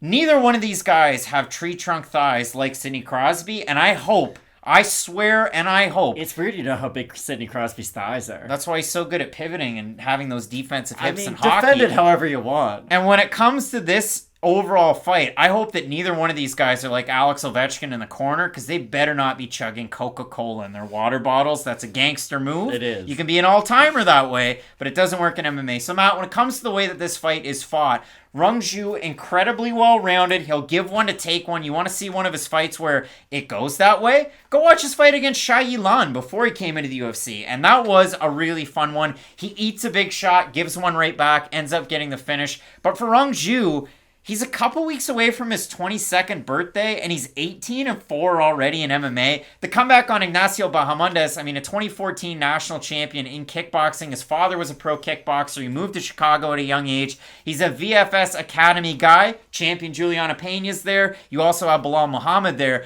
But for Bahamondes, the crazy thing is, he's 6'3", and he has a giant reach advantage in this fight. But here's the biggest takeaway I have on this fight. Rongzhu, not the tallest guy at lightweight, but he fights really well at distance. But if you look at it for Ignacio Bahamondes, his bread gets buttered at mid-range and in the boxing range, and that's weird for a long-rangey kickboxer, you would think. It is, but I really do think it comes down to volume when you're fighting a guy like Bahamondes. And I do think that that's a little bit more important than the range, because for John McDessie, he had a lot of success on the inside with Bahamondes. The thing was, though, he was constantly putting the jab on him, You go back and look at Bahamondes' face. He looks like he got hit by a train. Not many guys' faces puff up like that when they fight someone like John McDessie, because McDessie's not the most heavy-handed guy in the world. But even if McDessie jabs you 70 times, your face is going to start to bust up from that. And I do think that that's the important thing. That's really going to be the story of this fight. If Rongzhu can stay in the face of Bahamondes and have sustained damaging attacks attacks. And listen, the jab isn't going to win you the fight by knockout, but it's one of those things, it's steady. It wins rounds, not always fights. And the thing about Rongzhu is that I think on the feet he can have some success doing that, but I really think he's going to struggle at kicking range, be it in close and at distance, because for Bahamondes, he has really good lead leg kicks with that front leg. He's good at going to the body, good at going to the legs as well, and I do think that those are the type of attacks that can at least stifle some of what Rongzhu does at distance. Again, I could be wrong, because with these fights where it does come down to the longer fighter fighting the shorter fighter, it really is sort of one-way traffic. Either the shorter fighter gets on the inside, causes a lot of damage, he can use the wrestling, or the long distance fighter can use their range. The thing about Bahamondes is when he gets the uppercuts going early, he goes to that well a lot. Like, I mean a lot. And it's one of those things that if he fights someone with really high fight IQ, let's say he fought like Dustin Poirier, and I understand he's had 2 fights in the UFC, that's a big jump. But someone like that who can read your strikes in the feet and then counter, it would cost him. But against someone like Rongzhu, I do think that that's going to pay off a lot, because when Rongzhu's coming in, when he's trying to use his forward momentum, those are attacks that are going to meet him a lot during this fight. And I do think that those are going to be things that are sustainable along with the leg kick and along with the body kick of Bahamondes. The interesting part of this fight, though, is do you think the wrestling of Rongzhu is going to play a factor? Be it either just to get on the inside with his range or for an actual takedown sense. Well, this is kind of the craziest part about it, because Ignacio Bahamondes, numbers-wise, has 100% takedown defense in the UFC. John McDessie went 0 of 4. Roosevelt Roberts went 0 of 12. That's not good. So Bahamondes has been proficient that way. Obviously, with taller guys, they're harder to take down, like really taller guys, because he has, a 6-inch height advantage in this fight. And if you look at it for Rongzhu, he's always backing fighters up. That's the big thing that you like to see. A guy that backs you up, a guy that throws a nice 1-2, he can whip in a kick, and then mix in his wrestling. I mean, who knows what could happen? You love to see it, especially out of a prospect that's not even 22 years old yet, especially getting the win that he got his last time out. Now, Brandon Jenkins is Brandon Jenkins, and you have to kind of temper your expectations a little bit that way. But when I do look at this, I mean, Rongzhu's first fight was at 16. Ignacio Bahamondes is 35-0-1 as an amateur kickboxer. Now, how good of... Because I didn't say this in the Ramona Pascual fight, but I just want to say this right now. She's 6-1 in Muay Thai over in Asia, and I went back and I watched some of her Muay Thai fights. There's a reason why she's so good at knees in MMA. Yeah. But I watched the people she was fighting. They were bad. This is why I might sometimes get upset when you say Mark Striegel's a Sambo master, or Stephanie Egger, to her credit, looked good with her judo this weekend. But still, when she's a judo master, like... When people are 7-time world kickboxing champions in these certain organizations, you have to do a bit of a deep dive. Like Joseph Valtellini said something that's always going to stay in my mind. Joe Rogan was trying to pump the kickboxing tires of Wonderboy Thompson. He's like, oh, he's 57-0. And Valtellini's like, well, wait, we're around the same age. We're around the same size. If he's that good at kickboxing, why did we never fight? And why have I never heard about him on the kickboxing scene? And then you're like, oh, wait. There are levels to, like, world kickboxing titles. Like, if you're not fighting in glory, I don't necessarily take your world title to the same level as another. I do think that's an important distinction that you bring up. So we look at this fight, and Rongzhu, I will say this. Against Kazula Vargas, he was a -235 favorite. He lost that fight. He was a -210 or thereabouts in his last time out against Jenkins. He's a +210 in this fight. So you went from being a big favorite in your last two to a big underdog in this one. Ignacio Bahamondes somewhere around a -250 coming up on Saturday. If we have a look at the votes on Topology, I'm going to say over-under on the viral knockout star of 75% Bahamondes. What would you say? I think they'll be over. I think they're going to be over. They are slightly over. 634 total votes. 82% Bahamondes. 69% by decision. 18% that have Rongzhu. 63% by decision. So a lot of people seeing this one going to a decision. Can Bahamondes throw enough volume then to get the win? I guess that really is the question. Because again, he does love the lead uppercut. It's not something that you see all that often. Lead uppercuts, you don't. Especially from, again, a long-rangey striker, you would assume, who fights better in the pocket. So I'm really eager to see this one. I also wonder if Rongzhu starts to back Bahamondes up. He's not a guy that's going to come in all the time on a center line. He does like to move side to side quite a bit. Rongzhu has really good footwork. Here's the problem, though. Level of competition really does matter, and Ignacio Bahamondes throughout his career has faced a much tougher level of competition, I would say. I really do believe so, and I do think that's going to be a big part to play in this fight, because both guys are young in their careers, but with Bahamondes, he's fought some tough guys. Like, even John McDessie as a UFC debut is a tough guy to face, and I do think he learned quite a bit from that fight going into the Roberts one. I do think he's improved a lot since then, and that's why I like Bahamondes, and that's why I do think the odds are a little shifted towards him, that's all. I mean, I gotta be honest, like, if you wanted to go with an underdog in this card, I don't think a sprinkle on Rongzhu is the worst opportunity, because I'm 50-50 on this fight. I have Bahamondes today. I'm eager to see these guys weigh in on Friday, get the opportunity to talk about the fight on Question Mark Kicks. When's that? Saturday, 2 hours before the fights. Exactly, 2 hours before the prelims. But I do like Rongzhu in the aspect of, oh, by the way, he can also mix in the wrestling. Nobody's been able to take Bahamondes down out of the 2 fights he's had in the UFC. But how would he make out against a guy like Rongzhu? Because at 170 against Preston Parsons, who's also in the UFC now, he did lose by first round armbar, albeit early on in his career, but still, there is a possibility there. And Rongzhu's top game and his top pressure and his ground and pound is very good. So, for both of us right now, going with Chile's La Jaula, means the cage. We're going with Ignacio Bahamondes to get the win. Let us know down below in the comment section if you have the PI in Shanghai's own. He trains an American top team now. It's Rongzhu. Or if you have VFS's own Bahamondes. We have a big time card coming up this weekend. Keep it locked in with Fight Night Picks. We always say, let's get into it.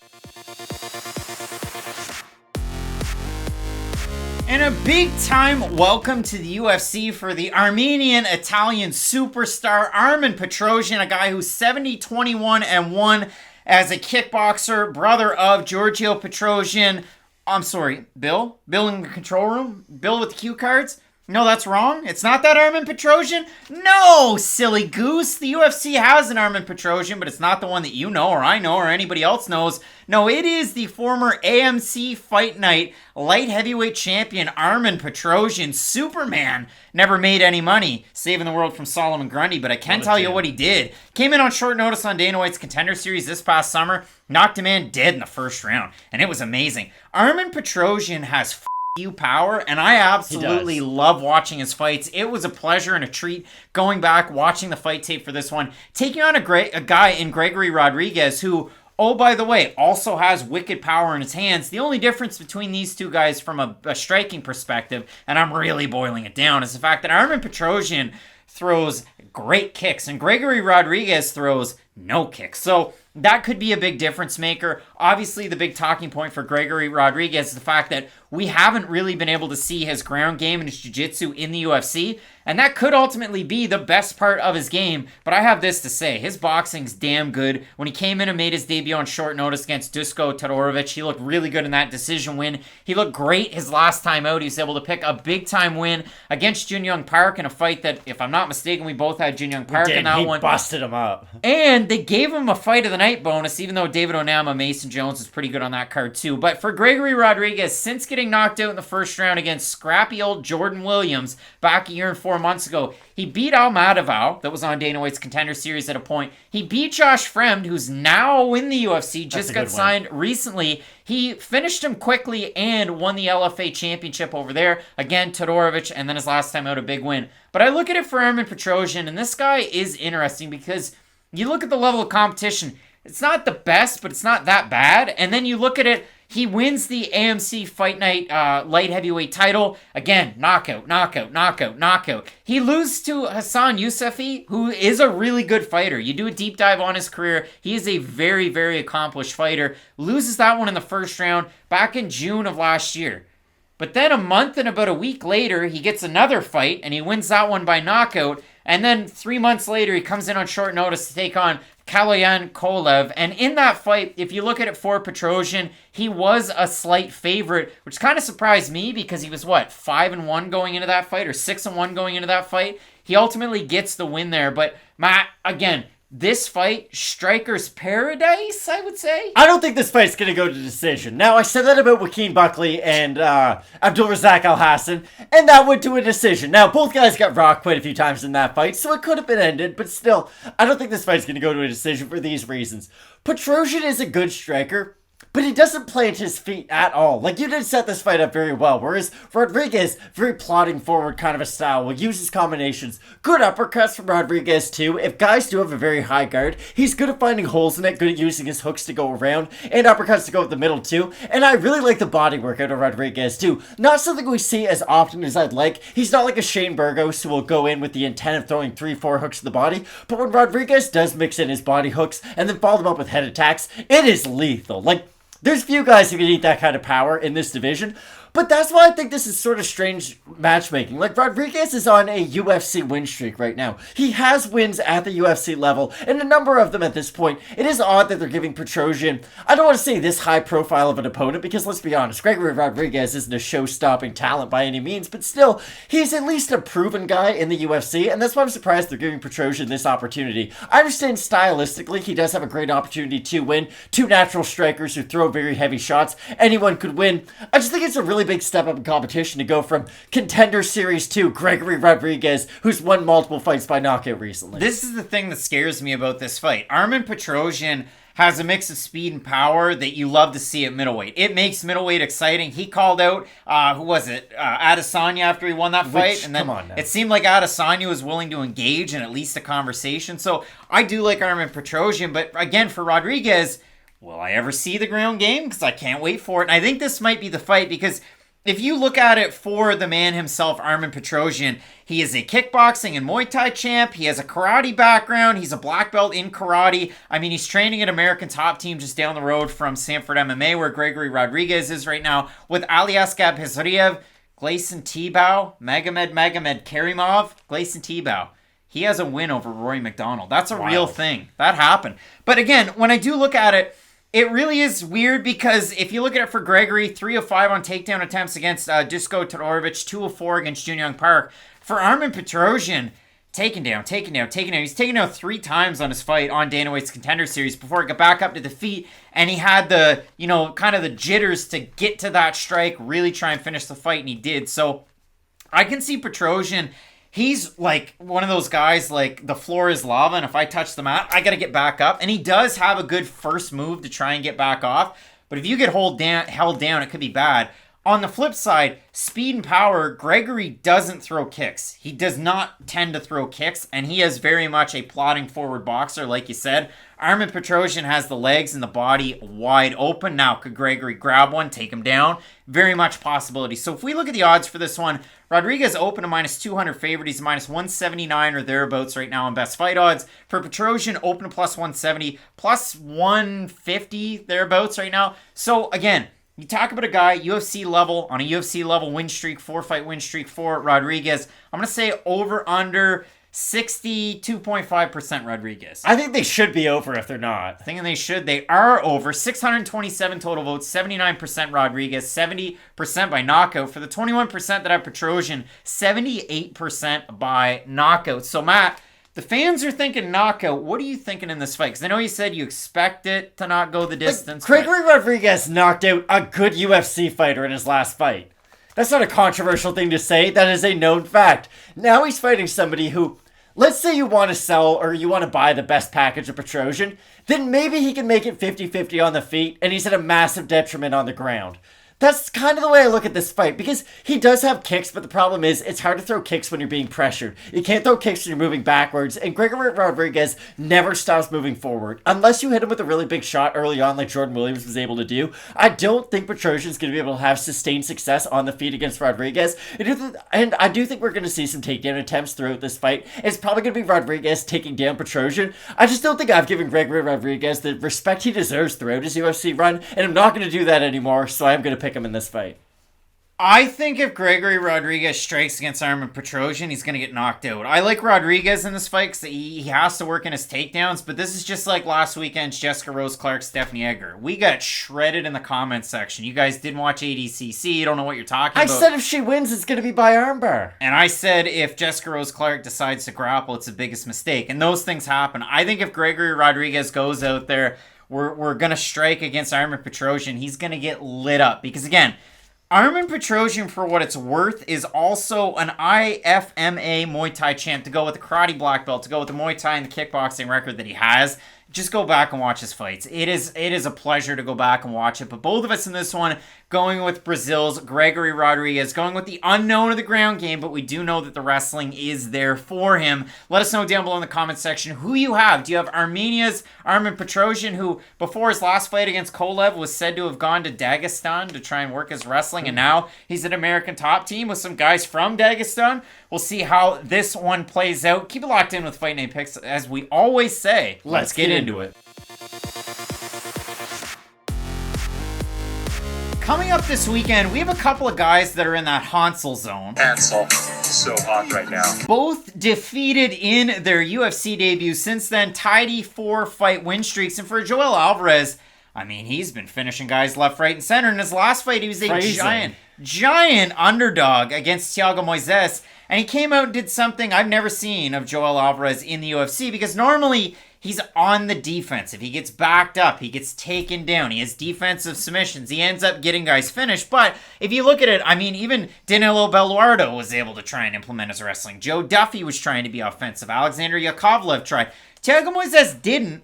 Because in that fight, Joel Alvarez, I know we talked about it pre-fight, like you go over to his Instagram and he's wearing boxing gloves and he's training and striking, but sometimes that's either to a huge benefit or a giant detriment. And for a guy like Joel Alvarez, who has so many submission wins, it was a little bit of a mind pretzel when I went and looked at that. And then you go look at his last fight out. He's throwing knees up the middle. He's throwing teep kicks from distance. And when it comes into the clinch, he's throwing short elbows and knocking Thiago Moises down and dirty. And then after it, he said, "Thank you, pal."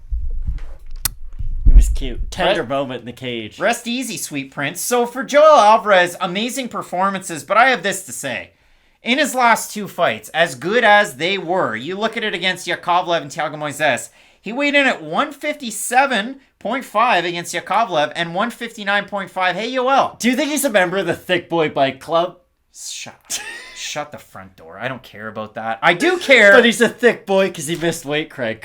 Come on. Reference that stuff. I think that he needs to make the weight. That's ultimately a big point because he had a giant launch pad in his last fight against Thiago Moises. I mean, think about it.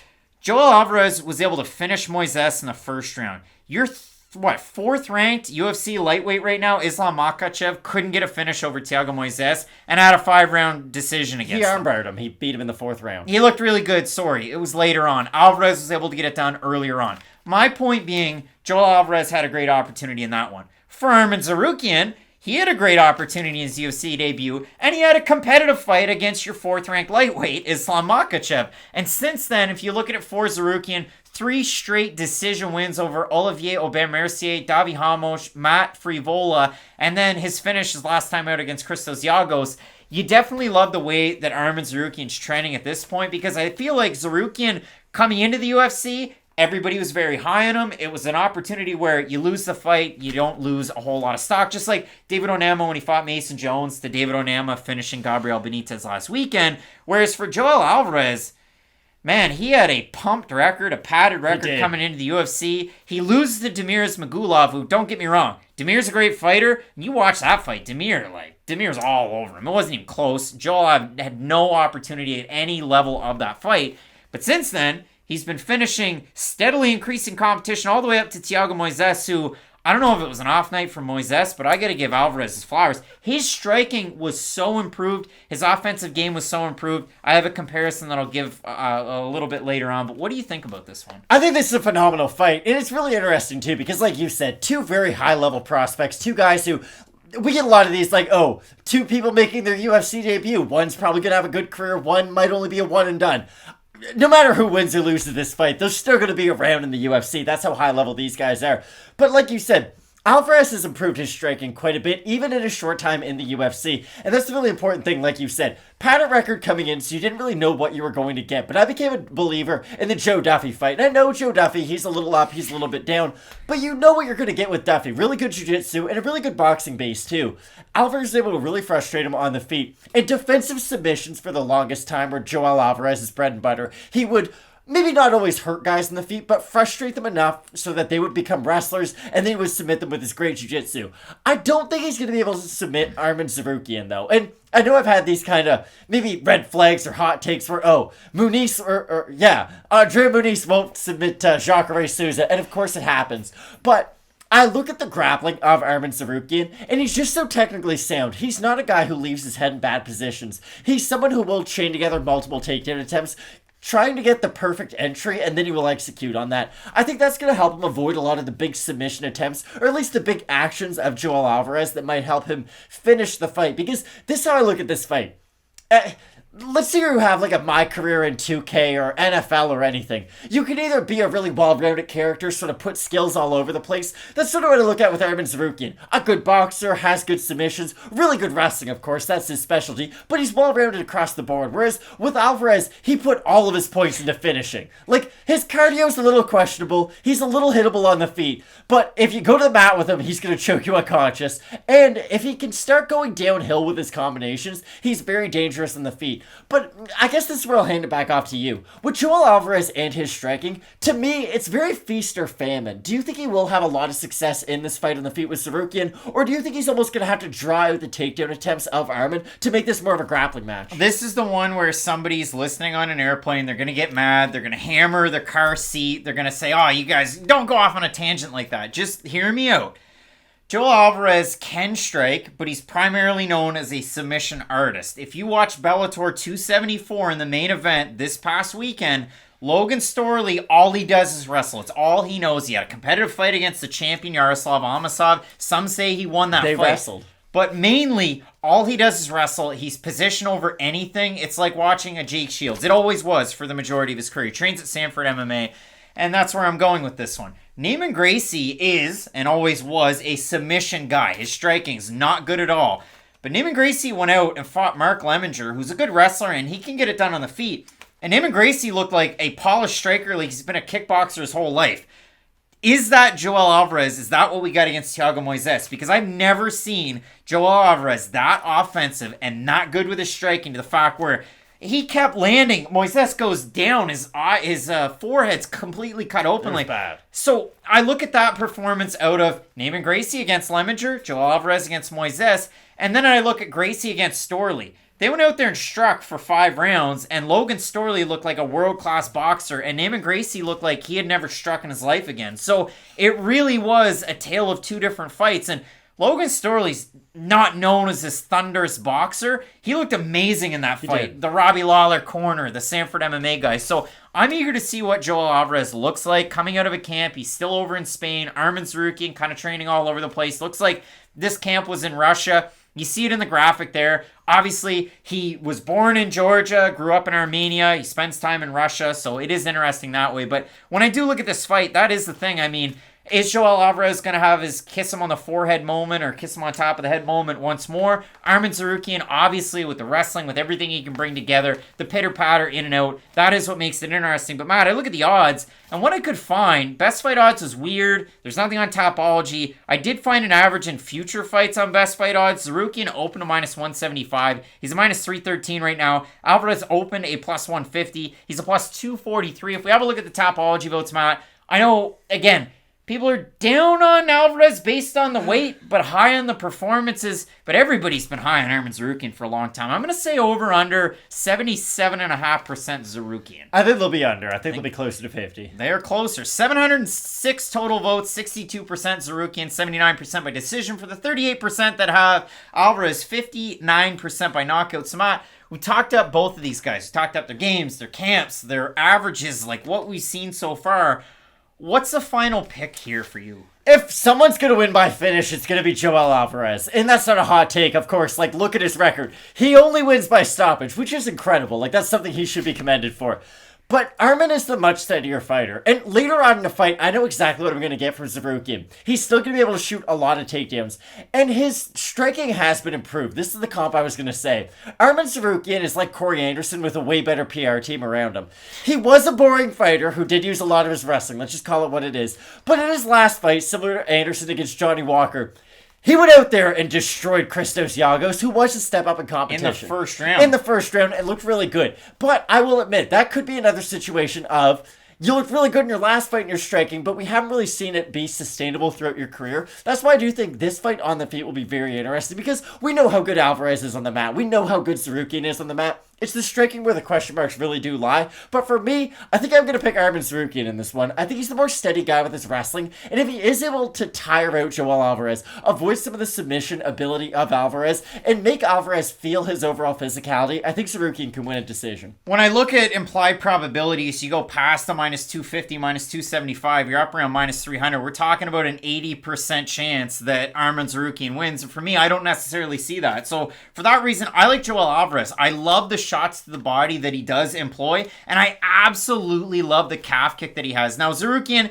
can switch stances, can mix in the wrestling, but I think at a certain point, you're starting to mix in the wrestling. Obviously, with Alvarez, it is something that you want to try and avoid. We've seen wrestlers have success against Brazilian Jiu-Jitsu artists, but I do like Joel Alvarez, and yes, do I think it's a little bit of a case study, that one fight that he had against Thiago Moises? Sure, 100%. He did have success, like you said, against Joe Duffy, but I do like the striking of Alvarez in this fight, just as long as he makes the damn weight on Friday, so we'll be eager to see that one and how it plays in on question mark kicks, but split on the pick on this one.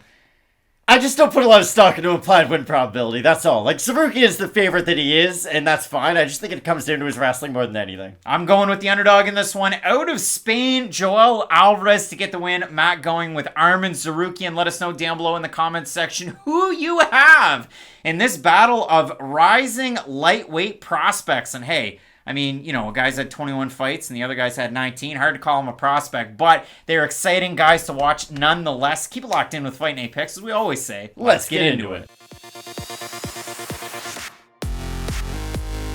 A confusing loser leaves town fight on the main card of this weekend's UFC Fight Night Makhachev versus Green. We have South Korea's Fire Fist Jeon Kim taking on Brazil's Zombie Girl Priscila Cachoeira, and I won't sell Wolf tickets on this fight one bit. Jeon Kim is 9-4-2, and if you look at the averages in terms of the odds, she's a minus 186 favorite. In the UFC, she has 3 wins, she has 4 losses. Let's talk about the wins. A split decision win over Justine Kish, who is no longer with the promotion. She just had her first fight with Bellator. Pooped herself in the cage. A split decision win over Melinda Fabian, one of the worst fighters ever signed. Not in the UFC for very long. And a knockout win over Nadia Qasim, who only had 2 fights in the UFC, got finished in both of them, got booked in a fight after the 2 knockout losses, didn't end up making the walk to the octagon, and got cut after that. But I look at the fights that she's had so far, and it's weird, right? Because, again, the losses. A loss to Lucia Pudzilova, Octagon Zone. A loss to Antonina Shevchenko, 30-27 on all the judges' scorecards. A loss to Alexa Grasso, where she actually looked better in that fight. She boxed, went strike for strike against Grasso. She loses the decision, but it was an entertaining fight. Good. And then she lost to Molly McCann last time out. Now, that was a fight of the night. And it was kind of weird. Like, in between, she was booked with Poliana Botelho. She was booked with McCann, and then they rebooked it. And now we're here. So we're coming off of a fight against Alexa Grasso, who's somewhere in the top 15 of this flyweight division, even though she's pretty well a strawweight, but she's a flyweight now. And a loss to Molly McCann, who's like 15-20 on her best day. So it just really is a weird spot for Jeon Kim. And this is what makes it weirder. Again, I can sell Wolf tickets on certain people. Should we go through the list? No, but I can think of a lot of them. But when you look at the sum of the parts aren't equal to the whole fighter that we get, for Jeon Kim, former Deep Jewels Bantamweight champion, black belt in Wushu, black belt in Hapkido, BJJ purple belt, 11-2-1 amateur kickboxing record, 6-2 amateur boxing record, 3-0 in amateur MMA, and she's 9-4-2. Like, this should be the hottest fighter ever. Now, she used to train forever at Mob Training Center over in South Korea. This is her second full camp at Syndicate, and it seems like she's in everybody's Instagram story. Like, she's hanging out with everybody at the gym. We have another fighter from Syndicate on this weekend's card, making her UFC debut to Hong Kong, and Ramona Pascual. But again, when it comes to this fight, Jeon Kim, I love her counter-striking. I love her volume. I love her footwork. I don't love her head movement because it never moves. She gets hit a lot. And she gets backed up a lot, and her defensive wrestling's not that bad. That's what I'm gonna zag. I don't like her foot movement because she moves too much. She moves left to right too much. She's never in the pocket, and that's what concerns me about Jeon Kim. When she strikes, it's a lot of, my feet are always moving, and I'm never really stationary. And when you're striking like that, you have no pop in your shots. I understand she got TKO whenever Nadia cast him. I don't care about that whatsoever. Nadia's not la creme de la creme by any means. But when you look at Priscilla Cachoeira, I always go back to the Lose Yourself lyric by Eminem.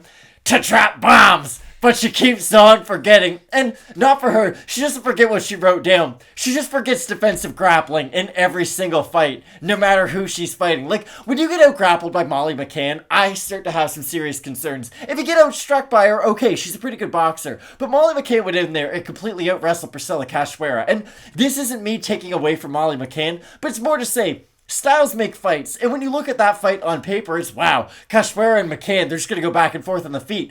Cachoeira got convincingly out-grappled by Molly McCann, and ever since, it's been a massive hole in her game. It has never been something that she's fixed, and I gotta be honest, Craig, after she had her 2 wins by knockout, yes, she looked good. Knocked out Gina Mazzani, I know I got excited. I even had her to beat Jillian Robertson.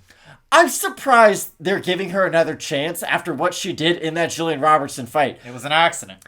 Because I like my eyes where they are, you know, in my head. I didn't mean to do it. Yeah, and Priscilla was like, I'm just going to go 4 fingers deep in both of your eyes and try to pull them out. Like, that's some genuinely dirty stuff that has no defense whatsoever for it. And I know It was an accident. But it wasn't. And I know Li Jingliang got away with that against Jake Matthews, and they gave him another chance, but Li Jingliang at least is a very, very talented fighter at the end of the day, so if you want to spin it a certain way and say, okay, he made a mistake, that's fine, but Priscilla's not like a showstopper, like, hey, cancel your Saturday night plans, Priscilla Cachoeira is fighting. I'm just surprised they're giving her an opportunity after doing such an egregious foul her last time out. But what about on the main card? Is that a good place? Like, I just look at this, and the craziest part about it, I went back and did a lot of tape study on both of these fighters. And obviously, Priscilla Cachoeira, if you just look at numbers on a page on UFC stats, her strike differential is still slightly negative. It used to be really negative. It's just because of the Maro Yamasaki-Valentina Shevchenko fight. I want her to be a warrior. A fight that never should have happened ever, but it did. So I look at that, and then I look at Jeon Kim,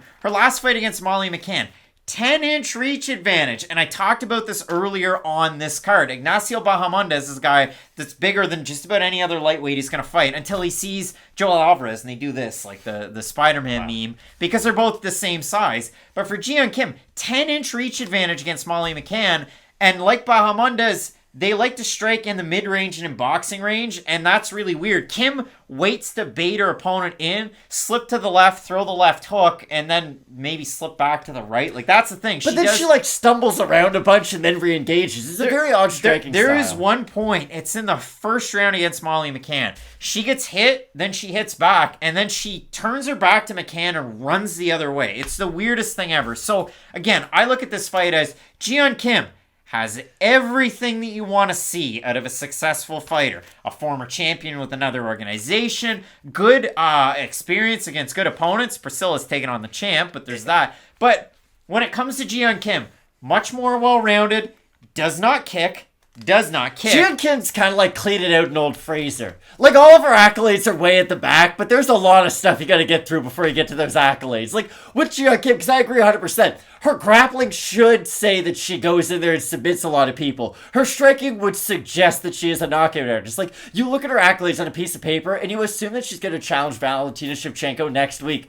And then you actually watch it in effect in the cage, and it's nothing that was advertised. Matt told us that Jeon Kim wasn't UFC caliber. I went back and watched our last video against Molly McCann. I still defend that point. Less than 10% of her strikes in the UFC have been to the legs. For Priscilla Cachoeira, she's got a jab and an overhand right, and she's scrappy. I mean, honest to goodness, like, what else can I tell you about her? Like, if you go and look at those 2 wins in the UFC, Shayna Dobson, they just go at it. A gym teacher. First one to drop. And then in her fight against Gina Mazzani, she loses the first round handily, and Gina's got nothing left at the tank, down a weight class from where she normally is, and Priscilla's able to just take over from there and gets a standing TKO. Like, yeah, it's kind of crazy. Lit her out. So when I look at the odds for this one, Kim open a -200. She's a -186 right now. Priscilla Cachoeira open a +170. She's +135. Matt, over, under, I'm going to say Jeon Kim, 60% on the Tapology votes. What are you saying? I think Cachoeira should be the favorite. Nope. 603 total votes, 66% Kim, 89% by decision. For the 34% that I've Cachoeira, 72% by decision. I will say this. Yeon Kim throws a lot more of everything. She does, volume. And she might not have the best striking defense, but she has an odd chin. I like Yeon Kim in this fight because I think she can keep a sustained pace for 3 rounds. Priscilla Cachoeira just throws power shots. That's it. But when they land, they're devastating. That is the one thing we have to give her credit for.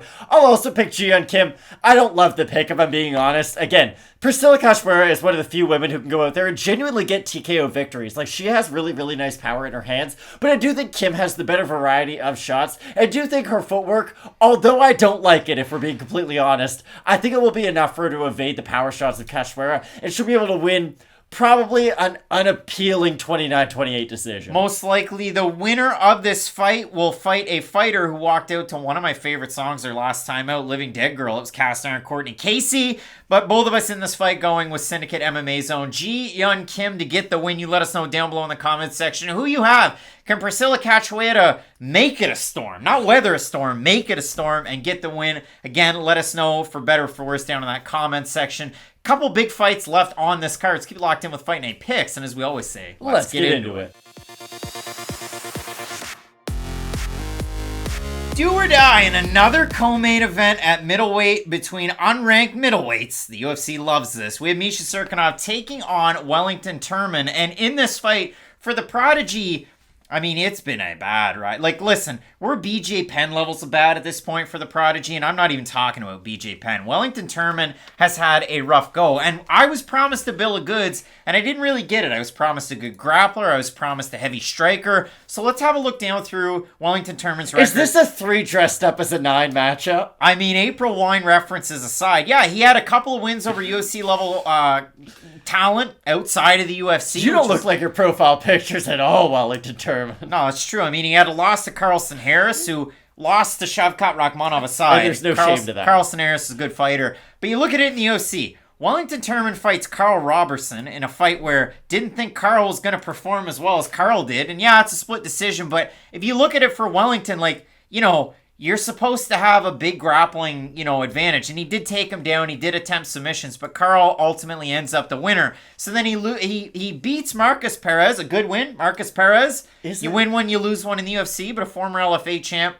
Luisdale Dierte Sanchez gets knocked out in the first round by old karate. I was going to say, that was Daniel's son. That was an NAIA wrestling champion, Sanchez. That was, for some reason, you know, Canadian TriStar superstar Andrew Sanchez. Loses to Bruno Silva when they played touch butt in the park because they were former grappling partners, like, you know, Conor McGregor and a strength guy. Is that how touch butt in the park ends? Well, no. Come on, think back to the main I know, but just like touch butt in the park would suggest the fight was like Sean Strickland versus Jack Hermanson, you know, a light sparring matchup. I didn't think Wellington Turman was going to wake up after he fought Bruno Silva. No, but it was like, oh, we're buddies. We used to grapple before. We're going to have a good time. And then Bruno decided, oh my God, I'm blendado, and we're blendadoing out of here. So Bruno gets a big win there. My guy, my future champ, Bruno Silva.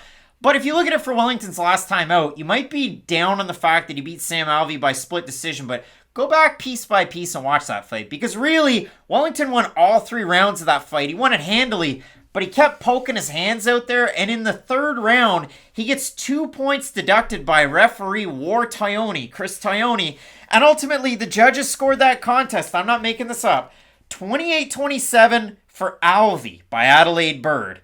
28-27 and 28-27 by Derek Cleary and Ron McCarthy for Turman. You don't often see scores like that, so that should clear up that split decision because Wellington Turman did get the win. Sam Alvey had the opportunity, if he was able to get all the points in the 3rd round, get a draw, but he didn't. For some reason, Adelaide Bird was just off in space. I will say this, Not the first time. I'm dead serious. She's been more bang on with her judging since she's kind of come back this year and last. Gennady Golovkin Canelo 3, I think, has been announced, so that's exciting. But when we focus in on this fight, Wellington Turman, he has a little bit of volume on the feet, but not a lot of power. When it's on the ground, he has good jiu-jitsu, but bad takedown defense. He's taking on Misha Cirkunov, who at one point was Toronto's biggest star. I mean, this guy was just snatching things up left, right, and center. Matthews? But you look at it, I'd say he's Arizona's biggest star. You look at his last 5 fights, this for Misha Cirkunov. A win in Moncton, New Brunswick, Canada over Pat Cummins. Quick arm triangle, very quick. Pat Cummins was 38 years old. A knockout loss to Johnny Walker that was disgusting. A submission win by Peruvian Necktie over Jimmy Crute that was back and forth. Like the scrambles were crazy in that one. A loss to Ryan Spann at 205. And then he decided, I've never made 185 in my career. I better take on Krzysztof Jotko. He loses by split decision. But if you really look at that one, nobody scored that fight for Misha Cirkunov. Okay, I didn't know where you were going with this, and I was going to get really upset. He did, in terms of total strikes, it was close. He also had 5 takedowns on Jotko, who just popped back up. But Misha Cirkunov had one arm that had so much less mass than the other one, and he just looked drained at 185. This is a really weird point, so hopefully people can follow along. You know how cheetahs are going extinct because they're like too specialized? Like they only eat one thing and they follow such a specific niche in nature. Almost like that a panda? Just hear me out. That if the food chain breaks at all, cheetahs could go extinct tomorrow. But the thing is, they're really good at doing the thing they do, which is running in a straight line, killing gazelles. Misha Cirkunov is kind of like a cheetah, where if everything goes the perfect way, if he gets on top of his opponent, if he can start using his submission ability, you're screwed and there's nothing you can do about it. Like Jimmy Crute is as physical of a grappler as you can possibly get at 205 pounds, might I remind you. And when Misha Cirkunov got him to the mat, he really just flowed with everything he did, got into a dominant position and put the squeeze on him. Like that was the best version of a Misha Cirkunov performance. The flip side is, if he can't follow that very, very clear trajectory, he starts to run into issues. And I do think with Cirkunov, maybe this is unfair to say, but it's almost like Russell Westbrook at the free throw line. I think he's in his own head when he's on the feet. He doesn't look very comfortable on the feet at this point in his career. And I don't know if it's because he knows, okay, if I don't get these takedowns, I'm a bit of a sitting duck. So maybe let's conserve my energy a little bit more because I know that, hey, if I'm tired and can't get the takedown, I'm screwed on the feet. Or maybe the flip side is, he just wants to conserve his energy more because a lot of his submission wins do come early on in the fight. He is a bit of a fast starter, but against Wellington Turman, here's the thing. Wellington's a better striker than Misha Cirkunov. Honestly, 95% of the roster probably is a better striker, pure striking-wise than Cirkunov. But the issue is, Turman's not the type of fighter who can just outstrike you for 15 minutes and win an MMA fight. He can, but he really does need the takedown at some point. And Misha Cirkunov's the last guy you want to grapple with at all, because his only path to victory is let him get close enough for him to put his hands around you. If you keep it just jab, 1-2, leg kick, make it boring on the outside, you can beat Misha Cirkunov. Krzysztof Jotko proved that the last time out. But I don't think Wellington Turman will stick to that game plan. I think he has the tools to beat Cirkunov, but I don't think he's going to follow that game plan. I do think at some point he's going to grapple with Cirkunov, and we all kind of know what happens at that point. It really is weird because, I mean, Turman, for as long or as short of a time, depending on how you want to look at it, that he's been in the UFC, I mean, the guy's only 25. He's halfway between that and 26, and that could be the start of a rap song, Wellington Turman. Halfway. Anyway, but he does train out of Teixeira MMA and Fitness. It'll be interesting to see because he used to be out of Gilles Ribeiro team in Brazil. He's been at Teixeira for a bit. He was originally scheduled for a very different fight, and that is the really weird thing. So you look at it, Turman was booked versus Adolfo Vieira in the last couple of months. Sort of a similar matchup. That one fell out. Misha Cirkunov was booked against Mahmoud Muradov, who fell out due to a hand injury. So yeah, that would have been a comfortable one for Mahmoud, one would think. So I look at the odds for this one. Cirkunov opened to minus 190. He's minus 124 on best fight odds. For Turman, he opened to plus 165. He's plus 101 right now. If we look on Tapology for the total number of votes, I can understand everybody being down on both these guys. I mean, again, both are 2-3 in their last 5. I would expect the loser to leave town.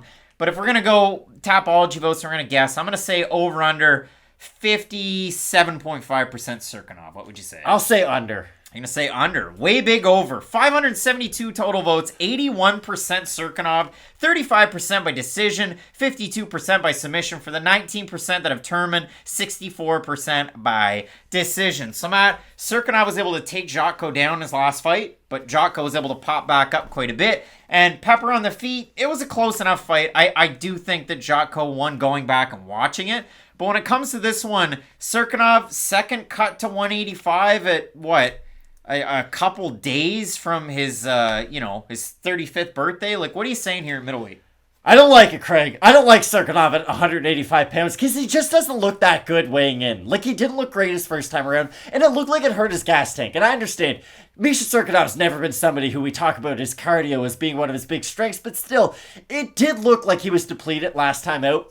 With that being said, though, I can't pick Wellington Turman. I don't. I just don't think he has the power to hurt Cirkunov on the feet if it does stay there. I think he can out-volume him, and hey, if he wins by decision by outpointing Misha Cirkunov on the feet, I can live with that as the result. I just think if that's your style, that gives Cirkunov the opportunity to get a takedown at any point throughout any of the 3 rounds, and I do think that if he gets on top of Turman, he will at least be able to out-grapple him and hold him down. I know with Jocko wasn't able to do that, but that's what Jocko's game is. I'm elusive on the feet, and when I get brought down, I pop back up to my feet. I think Turman's going to invite the grappling a little bit more, which will be to his detriment. So I'm going to pick Misha Cirkunov, although I'm letting you know right now I don't love the pick. I like Cirkunov's leg kicks his last time out. He threw 18 or 19 of them total. It was a high percentage of his strikes, which is kind of interesting because he's not a giant leg kicker by any means, but I did like to see that in a fight against a kickboxer. That's nice, but as much as it pains me to say it, I like Brazil's underdog here in Wellington Turman. Between the M and the between the M and the N, you don't have to carry the A with you all day, just Turman. But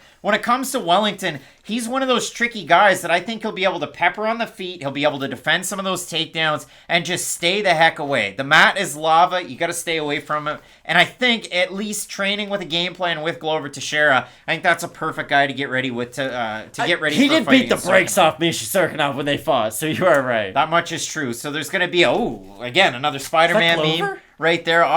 But yeah, both of us split on this pick. Matt going with Latvia's own, formerly of Toronto, Misha Cirkunov. I've got Connecticut's own, Wellington Turman, to get the win. Really looking forward to this fight in another unranked middleweight co-main event. Ooh. Oh boy, the UFC, they're not doing us right. I will tell you what they are doing though. They're doing Bobby Green right, giving him that red panty night in the main event. He gets the Conor McGregor treatment, taking on Islam Makhachev. Future champ, we'll find out in a big time fight. So keep it locked in with Fight Night Picks, we always say. Let's get into it. You at home asked for it. The UFC delivered on it. The people wanted to see a Bobby Green main event. They didn't know they wanted it this quick. He's going to be taking on top-ranked Islam Makhachev sitting... It's like a monkey paw wish. Like, you get what you want, but you're not really getting exactly what you want, you know? Well, for Bobby Green, he last fought just a couple of weeks ago to take on Nasrat Haqparast. And what he did extremely well in that fight was he negated the power of Haqparast. He was able to establish the distance early and put on one of the most impressive performances of his career. And I can't underscore that because Bobby Green's fought some of the best guys in this division, and he's had some really good fights. I mean, he's got, 3 fight of the nights. He's got a performance bonus. He's got a submission of the night bonus when those things were a thing. But it's kind of crazy to see the career arc of Bobby Green from down in the doldrums fighting guys that are long forgotten to fighting some of the biggest names, like I said, in this division. It has been wild because he fought Dustin Poirier, Edson Barbosa in his initial rise to the top of the division, and maybe rise to the top of the division is a bit of an over-exaggeration, but he was a ranked fighter fighting on pay-per-view main cards, and those are opportunities that aren't afforded to everybody. So it kind of tells you just how important Bobby Green was to this division, but had a few losses to some really, really good fighters. Had some weird bouts of inactivity too, like threatened to retire after a couple weird losses, but he has been able to rekindle himself and really have a nice run as of late.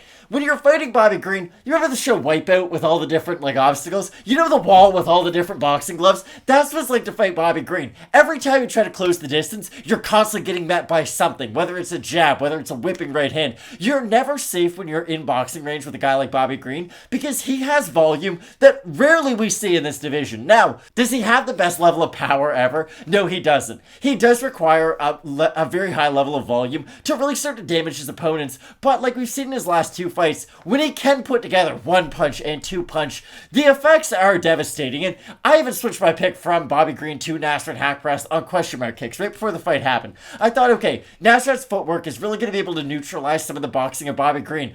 Boy, was I wrong going into that fight, because what Green did was he made Nasrat pay every time he took a step forward. And every time he took a step forward, it was jab, jab, jab, jab. Whip that head back, whip that head back. just kept on making his presence felt in the cage. He's going to have to do a very similar style of fighting when he's fighting someone like Islam Makhachev this weekend. Because, listen, Islam's not trying to get on the inside to box with you, no. But he still needs to get on the inside to use his wrestling. And for Green, I really do think that the high level of volume is going to work out really well early on in the fight. But again, this is sort of how I stamp this fight. You're probably sick and tired of me saying this, but when you're fighting a wrestler that you know is going to take you down, what's the best thing to do? Let your hands go. Islam Makhachev is going to get Bobby Green down during this fight.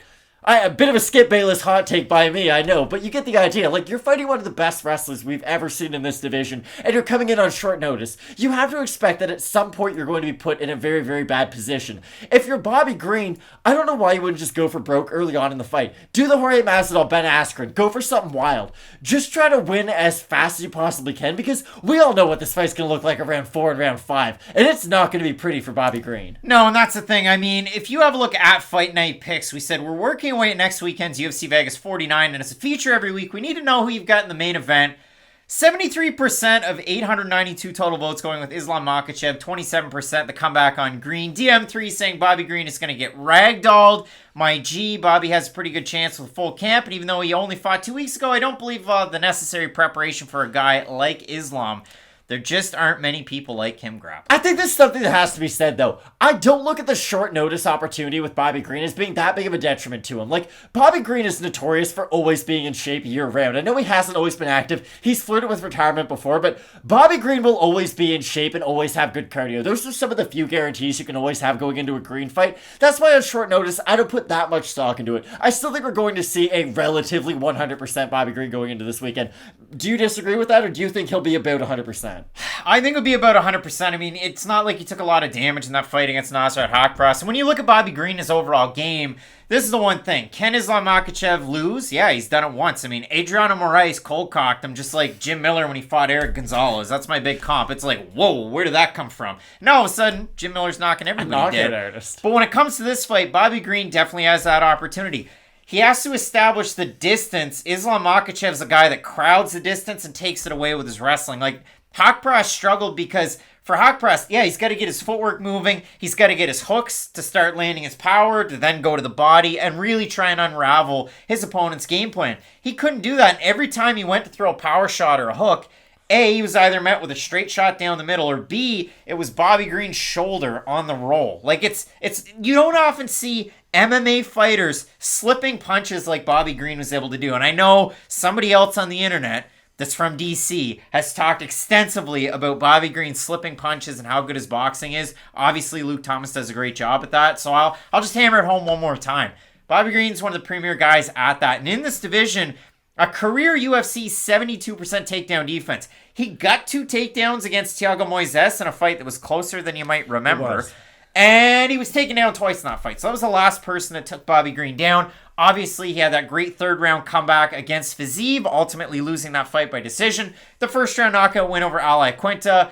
The decision win that he had just a couple weeks ago against Nasrat Haqparast. Islam Makhachev, though. I mean, Tsarukyan, Davi Hamos, Drew Dober, Thiago Moises, Dan Hooker.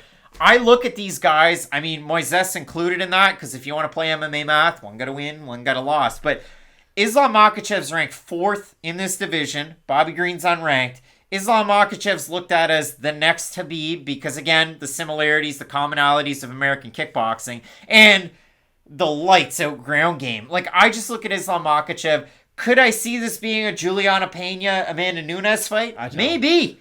That happened. That really happened. It's the real. difference is, though, Amanda Nunes will play the game of striking and with grappling, and she got overconfident. Islam Makhachev hasn't had the necessary success to then become overconfident yet. I think that's the big difference between these two fighters. And with Islam, like you said it perfectly, he knows what he's good at. And, like, that really, really does matter. I know that's a basic thing. Like, of course he knows what he's good at. But with Islam, his striking rate is what it is. Not because he goes in there, boxes with guys for a little bit, then takes them down. His strike rate is what it is because he takes guys down, lands significant strikes from on top, and guys just flail around underneath. Like, I'll be honest, I think Dan Hooker is as good of a fighter as Bobby Green. I know he went back down to featherweight, but like if those two guys fought, A, it's going to be a fight of the night, and B, it's probably going to be really close. Islam destroyed Dan Hooker and the fight wasn't even close. And Hooker has submission ability of his own. Like, I would say Dan Hooker is the better submission grappler than Bobby Green. Green might be the better wrestler because he has shown the offensive wrestling in his repertoire a little bit more than Hooker, but you get the idea. You have two guys who are very, very good on the feet. Let's call them average on the mat. Maybe that's giving them too much credit and it might not be breaking it down enough, but you get the idea. Two guys who are at least adept on the mat. I just think this fight's going to go very similar to the Dan Hooker fight. For Bobby Green, it's a great opportunity, but this is why I say it's like a monkey paw wish. You're getting the main event slot that you want, but is this really the main event slot that you want? There's just such a weird by the way, and even for Islam, this isn't going to give him the credit that he deserves. Like, if he beat Beneil Dariush, yes, Dariush has a few bad losses on his record, but you look at the fighter he's become and the run that he's been on. If you beat Beneil Dariush, you're probably fighting for a title in your next fight.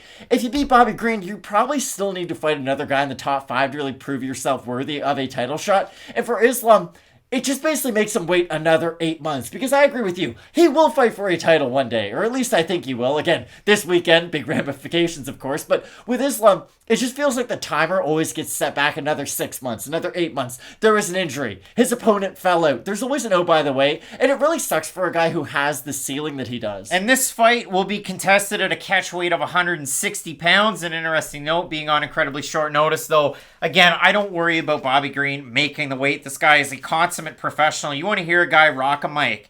Bobby Green, incredibly well-spoken, and it's always fun when he gets the opportunity. You look at the odds for this one. Makhachev opened to minus 450. He's a minus 735 average on best fight odds. Bobby Green opened to plus 350. He's a plus 490, and if we have a look at the odds, or the votes rather, on Topology, 85% Makhachev, 74% by submission. For the 15% that have Green, 72% by knockout. Yeah, for me, I do have Islam Makhachev. Again, you know what you're good at. You're going to go in there. You're going to attempt the takedown. Green has really good takedown defense. I talk about it quite a bit. He's got a different way to defend takedowns than a lot of guys. He just gets a really wide base, presses the head away, circles his way out, and then we're back into boxing. And if you want to see a fun fight in some of the scrambles and the boxing and so on and so forth, there's a couple. I mean, Lando Venata and the Clay Guida fight. Those are fun ones to go back and watch. If you like Bobby Green and you like to see how he's able to get it done, how the what do they say? How it's made.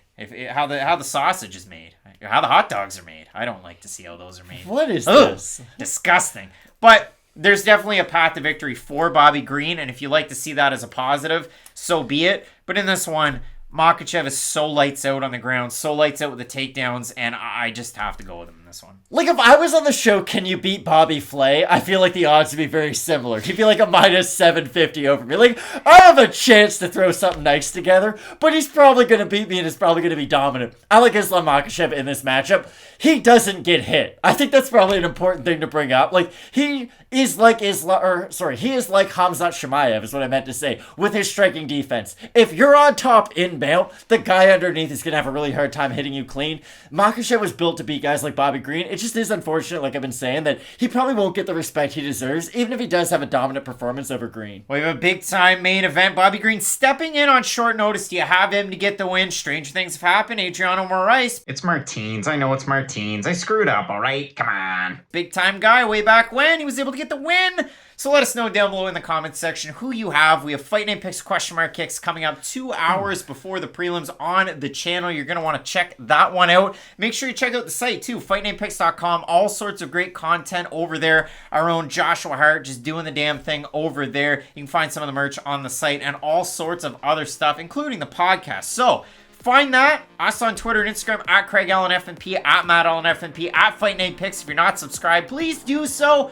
Again, those comments help, those likes help. They Let's do. Just tell a friend, share the videos around. Play that game the whole 9 yards. Keep it locked in with Fight Night Picks, as we always say. Let's get into it.